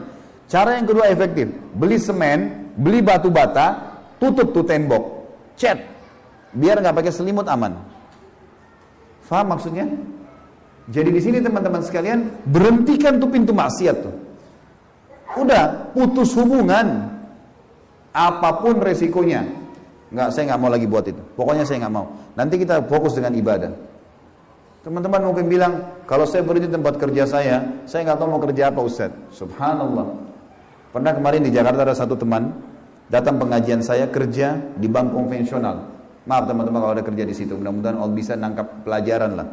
Orang ini teman-teman 30 tahun umurnya. Saya tanya, dia kerja di bank konvensional. Dia bilang, Ustaz, saya sudah dengar ceramah Ustaz tentang riba. Saya ingin tinggalkan riba. Saya ingin tobat Ustaz. Dia bilang, tapi saya ini hidup dan menghidupkan istri anak saya dari gaji saya. Kalau saya berhenti, saya mau kasih makan apa? Lalu saya tanya, Mas, umurnya berapa sekarang? Dia bilang 30 tahun Ustaz. Sudah berapa tahun kerja di bank konvensional? 3 tahun.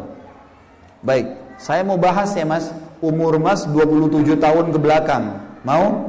Mau. Saya nggak bahas yang 3 tahun ya, yang 27 tahun ke belakang. Mulai dari umur Mas 0. 0 ini di rahim ibu. Sekarang teman-teman kalau ada yang umur 25 tahun di sini, jangan bilang umurnya 25 tahun ya. Umur Anda tuh 25 tahun plus 9 bulan. 9 bulan itu ada umur di perut juga tuh, kita tidak hitung. Itu ada bonusnya 9 bulan tuh. 0 sampai 9 bulan di rahim ibu. Mas pernah berpikir nggak makan dari mana? Minum dari mana? Nggak pernah Ustaz. Ya. Ibu kita yang setengah mati minum susu, hamil asam folat lah, vitamin-vitamin, setengah mati ngunyah, lewat saripatinya makanan tuh. Kenapa ibu hamil suka lapar? Karena sarinya makanan itu ditarik sama bayi, melalui plasenta masuk. Kita cuma tahu hidup. Di dalam kantong ada air, tergenang dengan air. Kok bisa hidup? Gak ada pikiran tuh, belum sarjana waktu itu, gak tahu apa-apa. Makan hidup. Benar gak Mas? Benar, baik. Mulai umur setelah keluar, bulan ke-10, kalau kita bilang baru hari pertama lahir di muka bumi. Baiklah. Anggap tahun pertama, waktu masih kecil, masih anak-anak. Mas kalau mau butuh apa-apa bilang apa sama orang tuanya? Tinggal minta Ustaz. Kalau tidak dikasih, ngerengek, nangis. Pernah nggak berpikir waktu kita masih kecil minta mainan, minta baju, kalau orang tua kita nggak mau beliin? Pernah nggak kita berpikir dari mana orang kita ambil duit? Nggak pernah kita mau tahu kan? Kita cuma mau tahu kasih, nggak dikasih, ibu jahat, ayah jahat, minta pokoknya. Ini sampai berapa tahun Mas? Sampai sekian tahun. Bahkan saya tanya, Mas dibiayai sama orang tuanya sampai umur berapa? Sampai selesai kuliah Ustaz. Sampai selesai kuliah, S1 orang tuanya masih biayai. Pulang kalau lapar tinggal buka meja makan, ibunya sudah siapin makanan. Mau mandi tinggal nyalain keran air. Baju semua sudah rapi di lemari. Terjamin hidupnya. Ternyata dia aman hidupnya, dia merasa aman sampai umur 24 tahun orang ini. Aman. Nggak ada masalah. Belum ada kerjaan. Setelah itu umur 25 tahun mulai cari kerjaan, tidak cocok, sampai umur 27 tahun masuk ke bank itu, kemudian sampai 30 tahun umurnya, 3 tahun masuk di bank. Saya bilang, Mas, selama 27 tahun Allah jamin Anda hidup. Sekarang Anda sudah jadi sarjana, sudah pintar, takut tinggalin bank itu gara-gara riba? Berimbang gak antara 3 tahun ketakutan dengan 27 tahun aman makan dan minum? Gak berimbang sama sekali. Bagaimana caranya Anda bisa takut dengan itu? Tidak boleh takut, harus yakin. Maka kita harus tahu teman-teman sekalian, sesuatu yang haram itu, kalau kita tinggalkan karena Allah, Allah berfirman dalam Al-Quran jelas, Nabi Muhammad SAW bersabda dalam hadis sahih riwayat Bukhari, Man taraka syai'an lillah abdalahu khairan min. Siapa yang meninggalkan sesuatu karena Allah, Allah akan gantikan dia lebih baik baginya. Harus yakin dengan itu teman-teman. Haram tinggalkan, jangan pernah jurmuskan diri kita di situ. Banyak orang sering bertanya sama Ustaz, saya mau taubat, bantu saya Ustaz, bagaimana caranya? Pernah ada teman-teman juga gitu, kerja di bank profesional tanya saya mau keluar tapi bagaimana Ustaz, tolong bantu saya. Saya bilang, Mas ini seperti sekarang lagi di dalam lumpur. lagi nginjak lumpur, kotor nih, basah, becek. Saya sudah pegang selang air untuk bersihin supaya segar.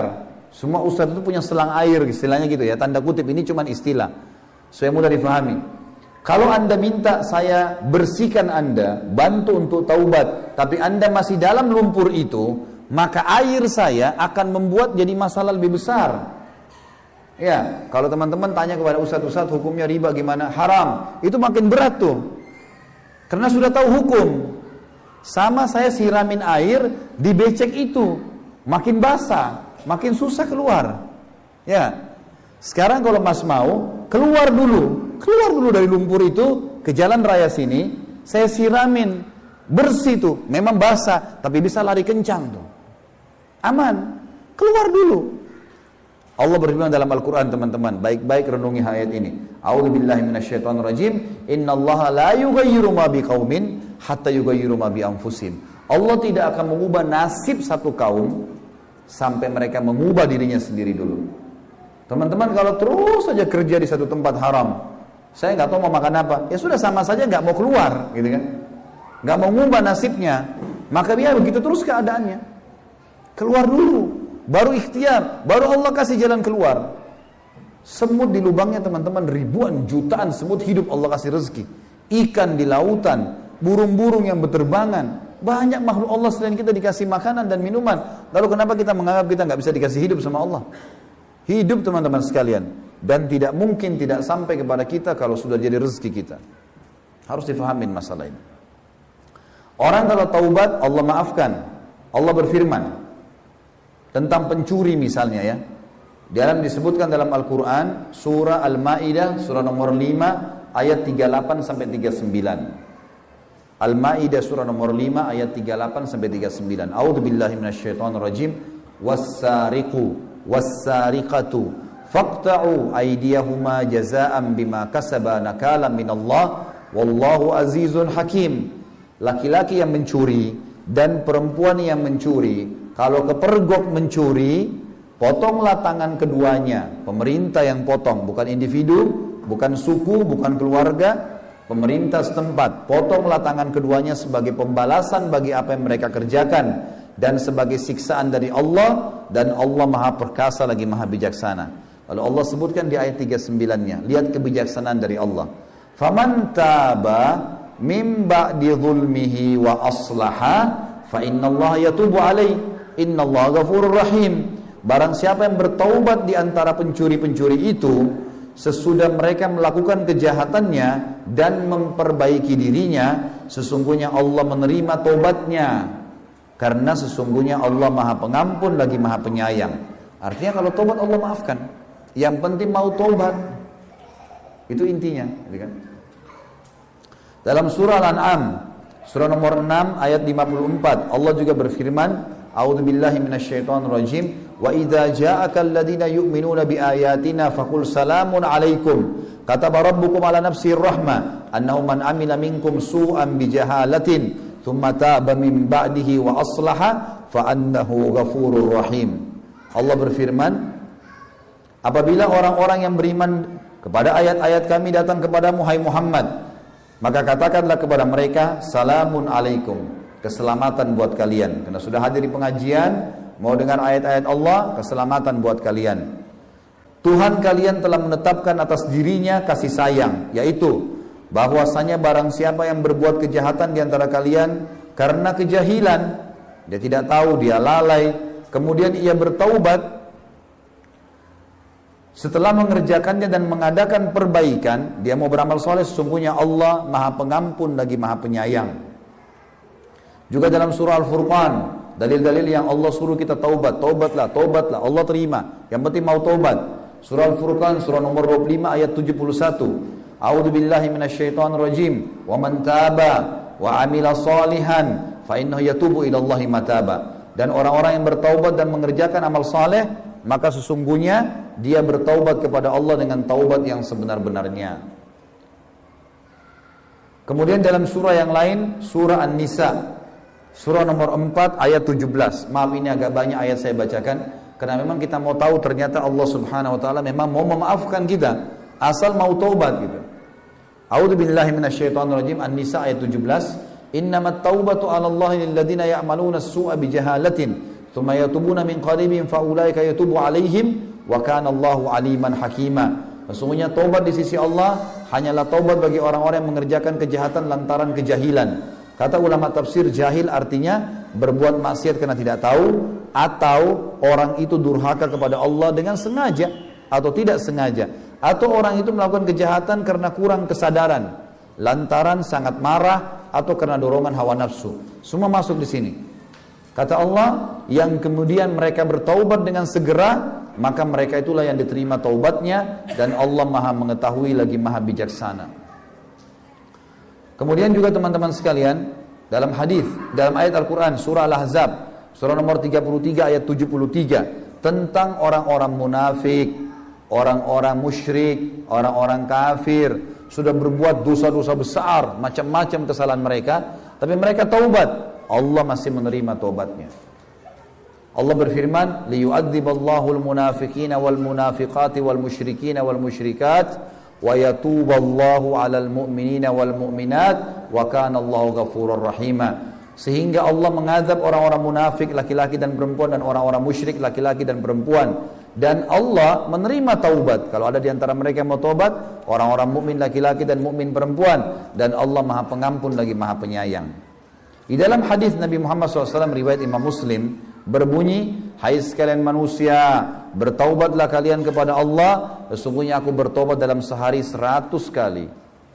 Dalam hadis yang lain juga kata Nabi SAW, barang siapa yang bertobat sebelum matahari terbit dari barat, niscaya Allah akan menerima taubatnya. Hadis yang lain juga riwayat Muslim, kata Nabi SAW, sesungguhnya Allah membentangkan tangannya pada malam hari untuk menerima taubat orang yang berbuat kesalahan pada siang hari, dan membentangkan tangannya pada siang hari untuk menerima taubat orang yang berbuat kesalahan di malam hari, demikian hingga matahari terbit dari barat. Juga dalam hadis yang masyhur, kata Nabi SAW, Allah lebih gembira dengan taubat seseorang di antara kalian daripada seseorang yang pergi ke padang pasir membawa tunggangannya, untanya, berikut bekal-bekalnya. Pada saat tiba di tengah-tengah padang pasir, dia tertidur di bawah pohon, untanya dan bekalnya hilang. Waktu dia bangun, dia kaget. Gak ada lagi orang-orang, tengah padang pasir sendirian, gak ada tunggangan, gak ada bekal. Lalu dia cari untanya, keliling sampai dia putus asa. Setelah dia putus asa, dia bilang, saya lebih baik kembali ke bawah pohon tadi yang saya tidur. Lalu saya tidur, mudah-mudahan pada saat saya bangun saya sudah mati. Ternyata waktu dia tidur di bawah pohon kembali, dia bangun, dia temukan untanya sama tunggangannya di depannya. Maka gembiranya bagaimana pada saat itu? Kata Nabi SAW, Allah lebih gembira daripada orang itu dengan taubat hambanya. Allah mau kita taubat teman-teman sekalian. Mau kita kembali ke jalannya. Dan Allah cuma mau tahu sekarang ke depan. Nanti kan kita lihat kisah orang-orang yang sudah taubat. Allah nggak mau nilai lagi masa lalu seseorang, tapi sekarang ke depan. Dan ingat, umur terbatas teman-teman. Kapan orang menunda-nunda taubat, nggak ada jaminan dia bisa meninggal sebelum taubat. Maksudnya bisa taubat sebelum meninggal. Juga yang jadi masalah teman-teman sekalian, pada saat dia tidak meninggalkan dosa-dosa itu, maka dia akan jauh dari derajat-derajat di surga. Rugi sekali. Mestinya segera taubat, ganti sudah dengan ibadah-ibadah. Karena masalahnya, amal-amal soleh yang terhilangkan beberapa tahun yang lalu karena dia belum taubat, itu tidak bisa diulangi. Beda teman-teman orang yang sudah 50 tahun sholat, 50 tahun puasa Senin Kamis, 50 tahun sholat duha, dengan orang baru taubat 2 tahun lalu. Pasti beda. Secara derajat di surga, balasan beda sekali, gitu kan? Tapi yang 2 tahun ini masih lebih baik daripada orang yang belum taubat sama sekali. Maka jangan tunda, karena amal soleh banyak yang ketinggalan buat kita. Selanjutnya teman-teman sekalian, kita masuk ke syarat diterimanya taubat. Syarat diterimanya taubat tadi sudah saya sebutkan. Kalau taubat dari dosa besar, meninggalkan dosa itu seketika, berhenti total, sesali, janji sama Allah tidak ulangi, dan sibukkan sisa umur dengan amal soleh. Ini harus kita kerjakan teman-teman sekalian, sehingga diterima taubat kita. Kalau orang bertaubat, ada banyak manfaat yang dia dapat. Yang pertama, dia dijamin masuk surga kalau mati. Allah berfirman dalam surah Maryam, surah nomor 19 ayat 60, tentang orang yang taubat kalau mati dijamin masuk surga. Surga ini tempat abadi teman-teman sekalian. Kata Nabi SAW, surga itu tempat yang abadi. Tidak ada lagi capek, nggak ada gangguan orang, tidak ada letih, tidak ada beringus, tidak ada buang air besar, tidak ada buang air kecil. Semua makanan dan minuman yang dimakan oleh ahli surga yang tidak dibutuhkan oleh tubuhnya akan keluar dalam bentuk keringat yang lebih wangi dari bau kasturi. Semua laki-laki seperti ayahnya Adam 60 siku ke langit, semua perempuan seperti ibunya Hawa 40 siku ke langit. Umur mereka 33 tahun, tidak bertambah sehari, tidak berkurang sehari. Kalau ada kakek kita meninggal umur 100 tahun, nenek kita 90 tahun, ketemu 33 tahun. Kalau ada cucu kita atau anak kita meninggal umur 2 bulan, ketemu 33 tahun. Tidak bertambah sehari, tidak berkurang. Tempat abadi. Target kita memang surga. Karena Allah ciptakan Adam AS kakek ayah kita untuk ke surga. Kita turun sebentar, lalu kita kembali ke sana. Allah berfirman dalam surah Maryam ayat 60 tadi, A'udzubillahi minasyaitonirrajim, illa man taba wa amana wa amila salihan fa ulaika yadkhulunal jannata wa la yuzlamuna syai'a. Orang-orang yang taubat lalu beriman sama Allah dan beramal saleh, sibuk setelah itu dengan amal saleh. Tadinya enggak pernah salat, sekarang salat, gitu kan. Beramal saleh.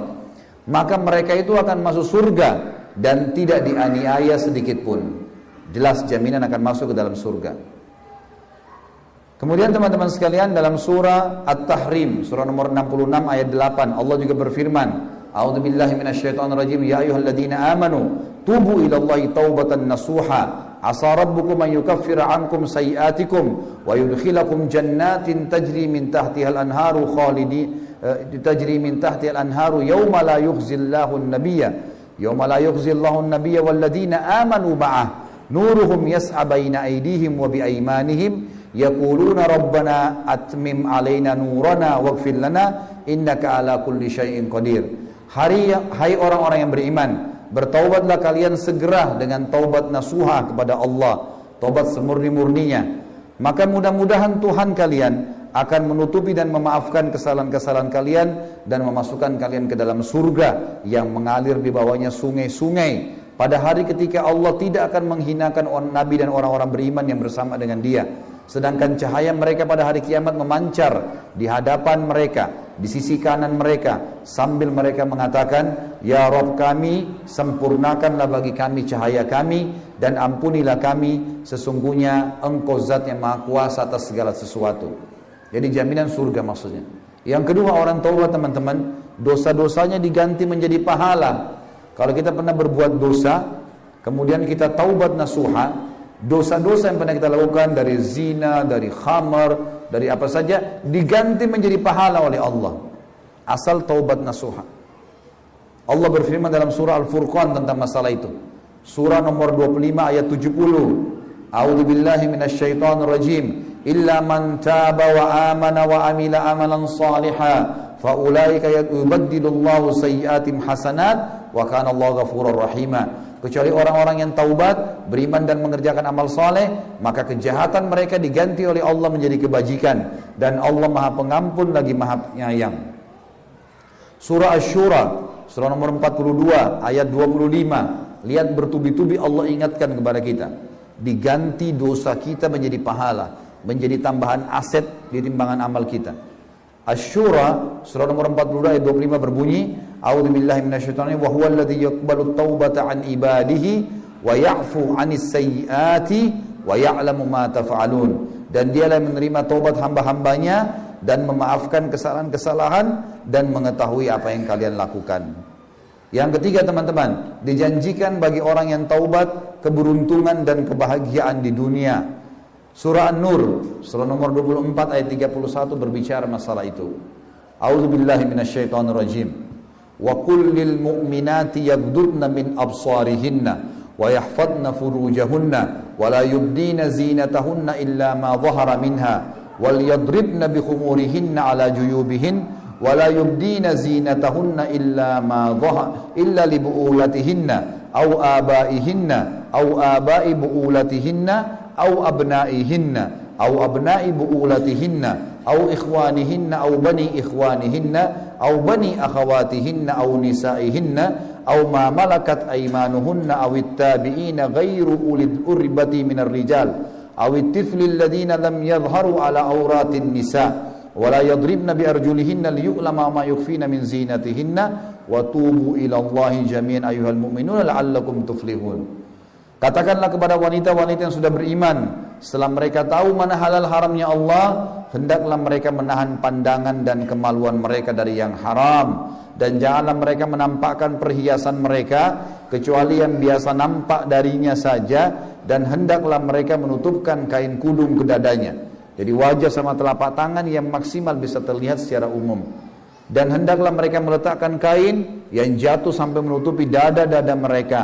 Dan janganlah mereka menampakkan perhiasan mereka kecuali kepada suami mereka atau ayah mereka atau ayah suami mereka, maksudnya yang mertua, atau putra-putra mereka atau putra-putra suami mereka.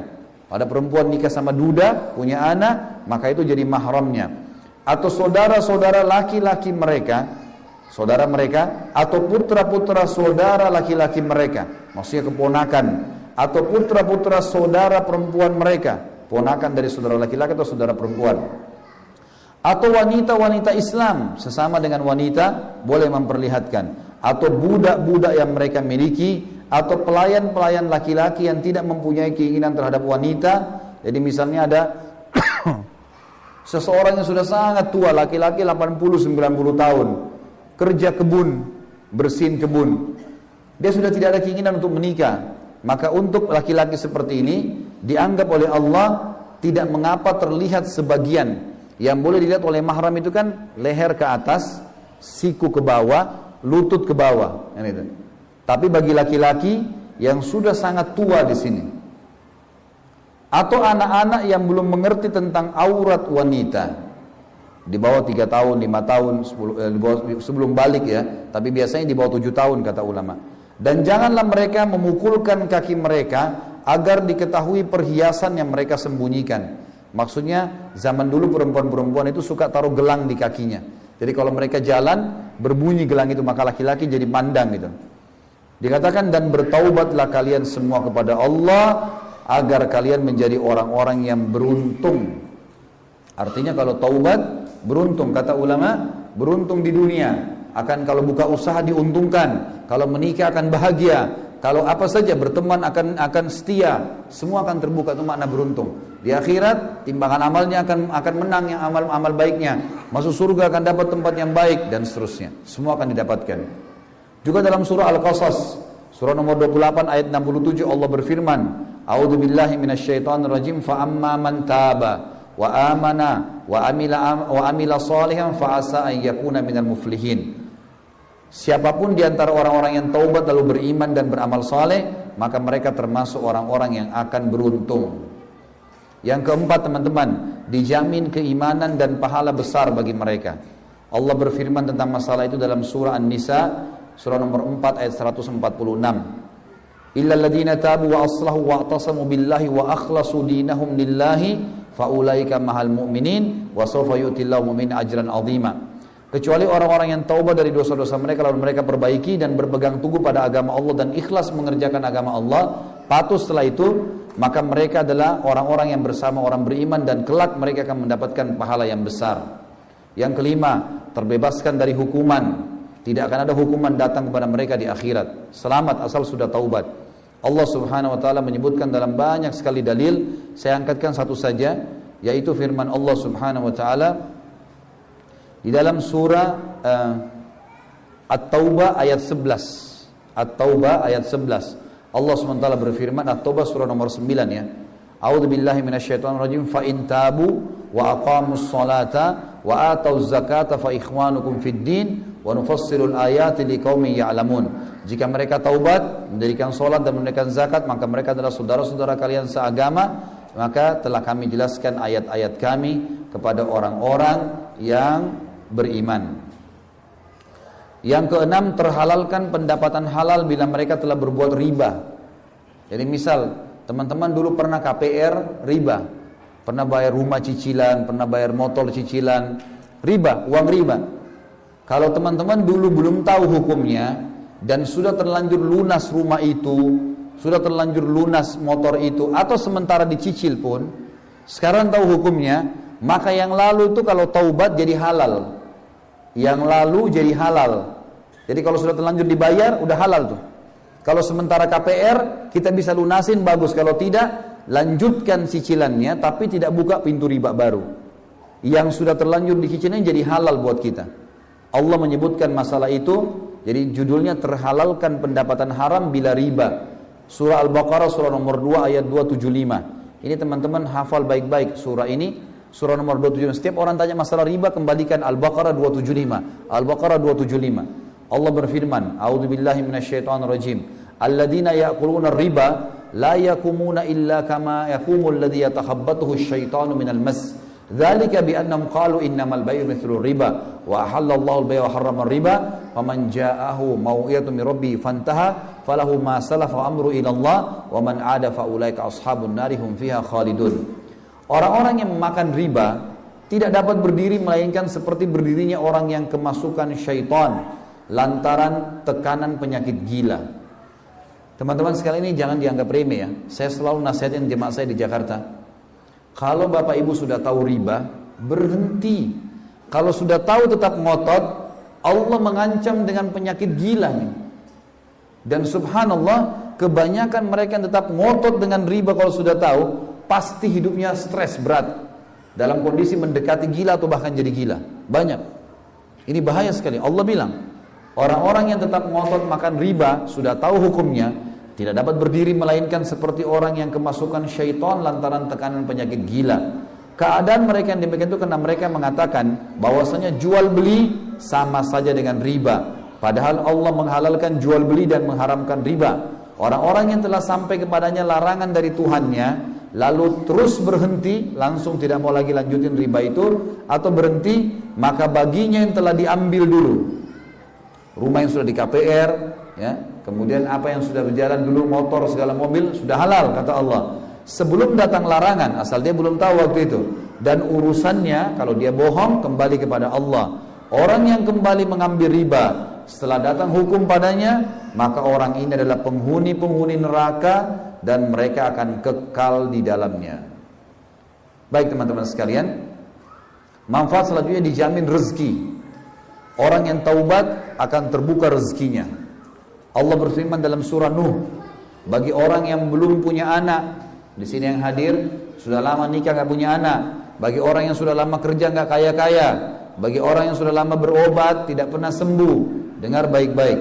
Allah berfirman dalam surah Nuh, surah nomor 71 ayat 10 sampai ayat 12. Nabi Nuh berkata pada kaumnya, Allah kekalkan dalam Al-Quran, Faqultu astaghfiru rabbakum innahu kana ghaffara. Aku berkata kepada kaumku, mohon ampunlah kalian kepada Tuhan kalian, sungguhnya Dia Maha menerima ampunan. Apa gunanya? Yursilis sama alaikum midrara. Dia akan mengirimkan hujan yang lebat untuk kalian dari langit. Hujan kalau lebat, tanah jadi subur. Yang dimaksud dengan makna lain adalah Allah akan turunkan dari langit rezeki bertubi-tubi, non-stop. Terus datang, terus tambah lagi, wa yumditkum bi amwalin wa banin wa yaj'al lakum jannatin wa yaj'al lakum anhara. Dia pasti dengan taubat kalian itu memperbanyak harta dan anak-anak kalian, dan mengadakan untuk kalian kebun-kebun, dan mengadakan pula untuk kalian sungai-sungai. Pernah datang orang ke Hasan Basri, ulama tabi'in mengatakan, 3 orang datang. Yang satu bilang, Imam, hai Kiai, saya sudah lama sekali menikah dengan istri saya ini, tidak pernah punya anak.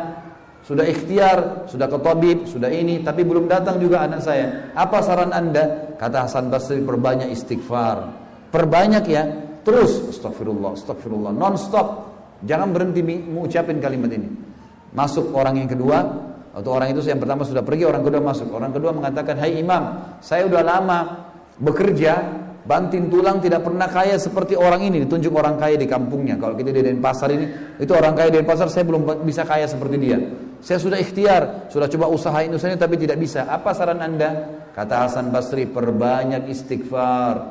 Lalu kemudian masuk orang ketiga, mengatakan, hai Imam, saya sudah lama sakit, di perut saya ada penyakit, setiap saya kesakitan, melingkar-lingkar kesakitan, sudah berobat sana sini gak pernah sembuh. Apa saran Anda? Kata Hasan Basri, perbanyak istighfar. Pulanglah 3 orang itu. Istri Hasan Basri tanya, hai suamiku. 3 orang itu bertanya, mungkin yang satu butuh tabib, yang satu butuh obat, yang satu butuh modal.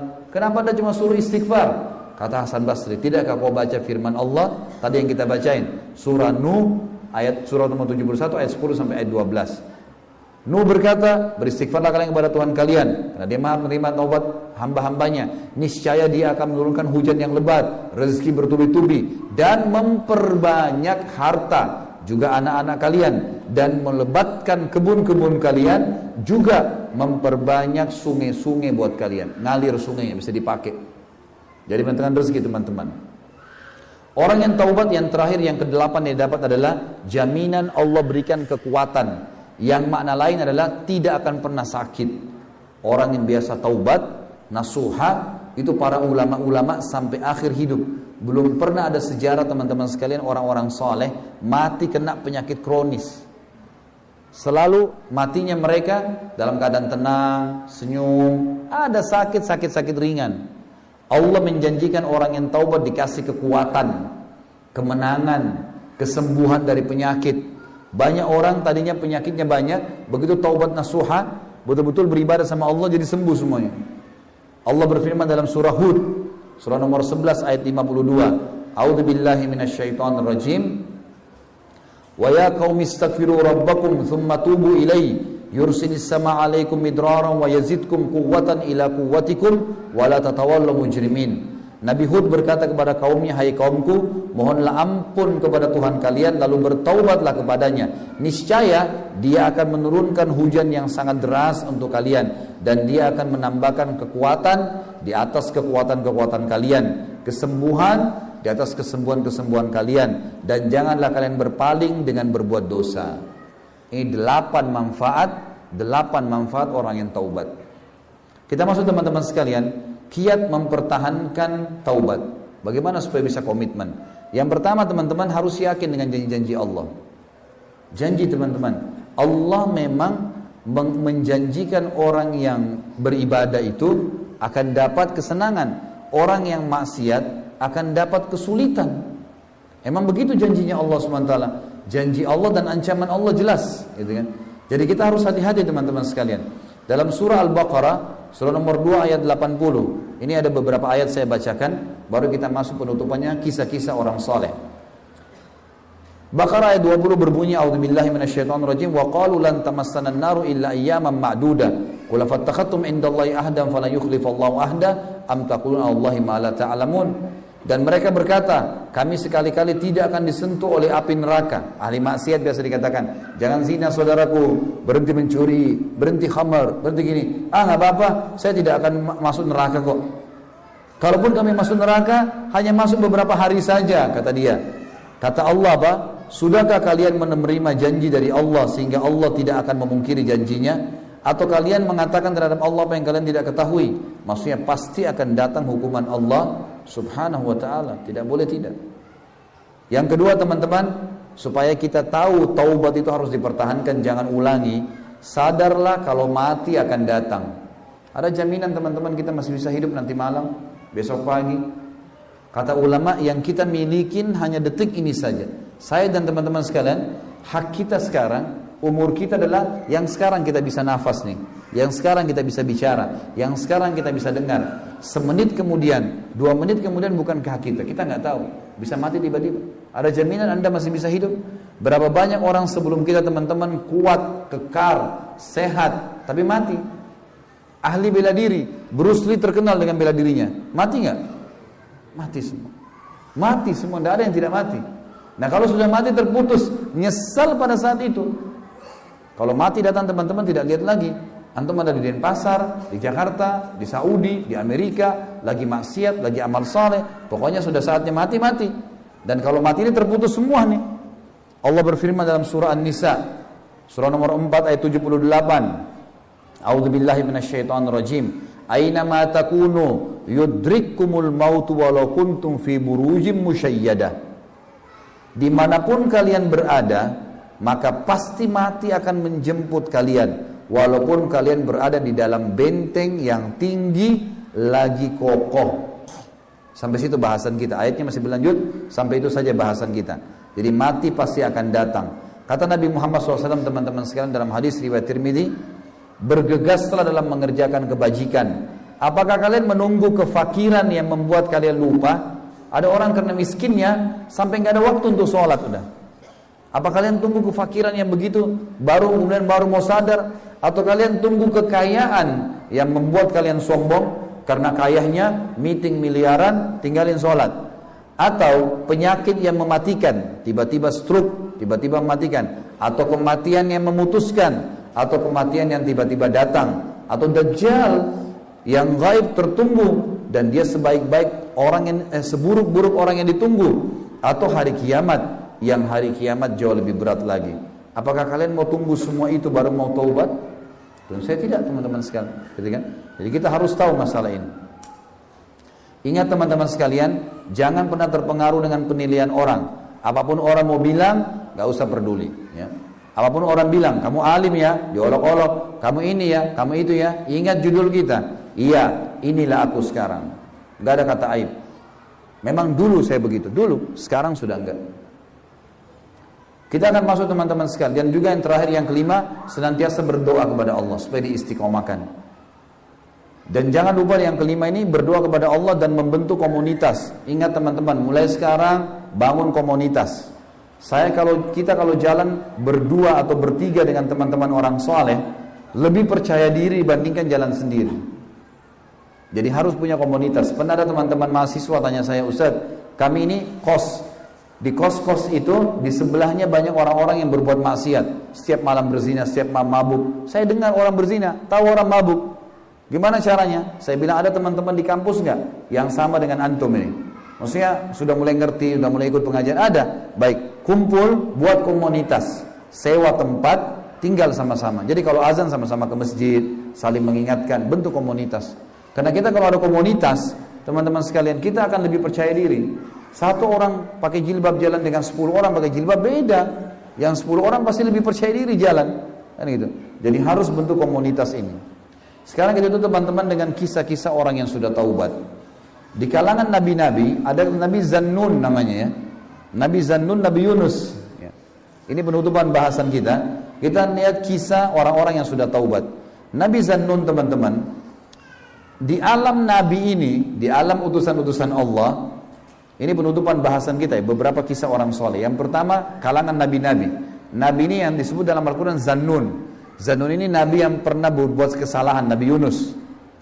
Nabi Yunus ini teman-teman, di alam nabi ini, kalau Allah sudah tugaskan dia ke satu tempat untuk berdakwah, dia nggak boleh tinggalkan lokasi. Nggak boleh tinggalkan lokasi. Harus tetap di situ. Walaupun dibunuh sama kaumnya. Tugas Nabi. Dia akan diberikan double pahala dari manusia biasa, dan kalau dia dibunuh dia mati syahid. Tidak boleh tinggalin lokasi. Nabi Yunus ini rupanya ditugaskan oleh Allah ke sebuah wilayah namanya Nainawa. Nainawa ini kayak satu perkampungan gitu, jumlahnya masyarakatnya 100.000 orang, banyak. Nabi Yunus dari luar Nainawa. Di Nainawa ini orang sembah patung besar, patung singa. Mereka sembah patung itu. Datanglah Nabi Yunus AS, dakwai mereka, ingatkan, mereka nggak mau dengar. Bangkang, setiap hari bangkang. Nabi Yunus berdoa, ya Allah, kasih lokasi dakwah yang lain, jangan di sini. Ini orang-orangnya keras kepala semua. Allah belum turunin perintah. Kena lama nunggu wahyu, Nabi Yunus ambil inisiatif keluar, tinggalkan lokasi itu. Niatnya baik, mau dakwah tempat lain ya. Tapi di alam Nabi nggak bisa ini. Harus di situ. Sampai Allah perintahin pindah atau enggak. Nabi Muhammad SAW tinggal di Mekah, disiksa, dilemparin kotoran, dicaci maki, nggak tinggalin Mekah. Walaupun harus dibunuh sama kaumnya, sampai Allah perintahin. Memang alam Nabi harus begitu. Nabi Yunus tinggalin. Waktu Nabi Yunus naik ke atas kapal, gitu kan? Kapal dihantam dengan ombak yang besar. Lalu kemudian kata kaptennya, kita harus buang barang-barang nih, buang semua barang-barang. Masih berat juga kapal. Akhirnya ambil inisiatif, harus lempar penumpang. Ditaruhlah nama-nama orang penumpang semua, di batu ditulis, ditaruh, diacak. Namanya siapa yang keluar, dia yang harus loncat ke lautan. Setiap diacak, nama Nabi Yunus keluar. Orang-orang di kapal itu tahu siapa Nabi Yunus. Mereka bilang, ini Nabi Allah, gak mungkin dia. Acak lagi, namanya siapapun yang keluar di antara kami akan loncat. Diacak yang kedua, nama Nabi Yunus juga keluar. Sampai 10 kali tetap namanya Nabi Yunus. Maka Nabi Yunus mengatakan, mungkin ini hukuman dari Allah karena saya meninggalkan lokasi dakwah. Pelanggaran. Maka Nabi Yunus berdiri di pinggir kapal, begitu loncat ke lautan, ikan paus datang buka mulutnya telan. Selama 2 minggu di perut ikan. 2 minggu ini gak makan, gak minum. Ikan paus ini ikan yang besar. Perutnya ikan itu kotorannya di situ. Dan ikan paus ini kalau makan ikan lain, dia gak kunyah ya. Ditelan langsung, hidup-hidup semua masuk di situ. 2 minggu gak bisa bernafas, baunya busuk, gak ada makanan. Tertahan di situ. Maka selama 2 minggu Nabi Yunus bertaubat kepada Allah. Setelah taubat 2 minggu Allah SWT buat dia dimuntahkan oleh ikan paus itu. Dimuntahkan, bajunya semua sudah sobek, gak ada baju. Telanjang Nabi Yunus AS jalan. Lalu Allah SWT pertemukan dia dengan satu pohon. Diambil daun-daunnya, ditempelin jadi baju sama dia. Diambil tangga-tangga jadi tutup auratnya semua. Dia maju sebentar sedikit, Allah kasih lagi sapi, tidak ada pemiliknya, sapinya gemuk, diminum air susunya. Dia maju lagi sebentar, ditemukan ada pohon labu, labunya sudah matang, dimakan labu tersebut. Maka setelah itu Allah kembalikan dia ke kaumnya. Rupanya waktu dia tinggalkan kaumnya, Allah datangkan badai besar, sampai patung singa mereka, kaumnya ini hancur semua. Kepala sukunya bilang, kayaknya ini yang dikatakan oleh Yunus nih. Ya Allah, kembalikan Yunus pada kami akan ikuti ajarannya. Maka Nabi Yunus pun dikembalikan oleh Allah ke wilayah tersebut dan berimanlah mereka. Tapi saksi bahasan adalah Nabi Yunus sempat melakukan pelanggaran Allah. Tapi Nabi Yunus taubat. Berarti pelanggaran bisa terjadi pada kita kan? Kadang-kadang niatnya baik. Sama Nabi Adam alaihissalam tadi waktu digoda. Dengarkan firman Allah menceritakan masalah itu. Di dalam surah As-Saffat tentang kisah Nabi Yunus. Surah nomor 37 ayat 139 sampai 148. A'udzu billahi minasyaitonir rajim wa inna Yunus laminal mursalin. Sesungguhnya Yunus benar-benar seorang rasul kami. Id abaqa ilal fulkin mashhun. Ingatlah ketika dia lari menuju ke kapal yang penuh dengan muatan. Fasahama fakana minal mudhadin. Dan dia ikut berundi, namanya diundi, tapi dia termasuk orang-orang yang kalah dalam undian. Faltaqamahul hutu wa huwa mulim. Lalu dia ditelan oleh ikan yang besar dalam keadaan dia tercelah. Kenapa? Karena dia tinggalkan dakwah. Maka Allah masukkan dalam perut ikan. Falaula annahu kana minal musabbihin. Kalau dia tidak termasuk orang yang banyak mengingat Allah, la labitha fi batnihi ila yaumi yub'atsun. Maka pasti dia akan tinggal di dalam perut ikan itu sampai hari kiamat. Kata Allah SWT di ayat 145-nya, "Fanabadzahu bil ara'i wa huwa saqim." Kemudian kami lemparkan dia dari mulut ikan itu ke daerah yang tandus, padang pasir, sedangkan dia dalam keadaan sakit. 2 minggu enggak makan, enggak minum, enggak tidur, bau busuk dan segalanya. Wa ambatna 'alaihi syajaratan min yaqtin. Lalu kami tumbuhkan untuknya sebatang pohon jenis labu. Labu yang matang dia makan. Makanya ulama tafsir bilang labu itu sangat bermanfaat buat stamina. Karena Allah bilang Nabi Yunus ini dalam kondisi 2 minggu gak makan, labu yang Allah kasih untuk kembalikan staminanya. Wa arsalnahu ila mi'ati alfin aw yazidun. Dan kami utus dia kembali ke kaumnya yang jumlahnya 100.000 lebih. Fa amanu famatta'nahum ilahin. Maka mereka beriman dan kami tinggalkan mereka dalam waktu-waktu tertentu. Itu kisah Nabi Yunus alaihissalam.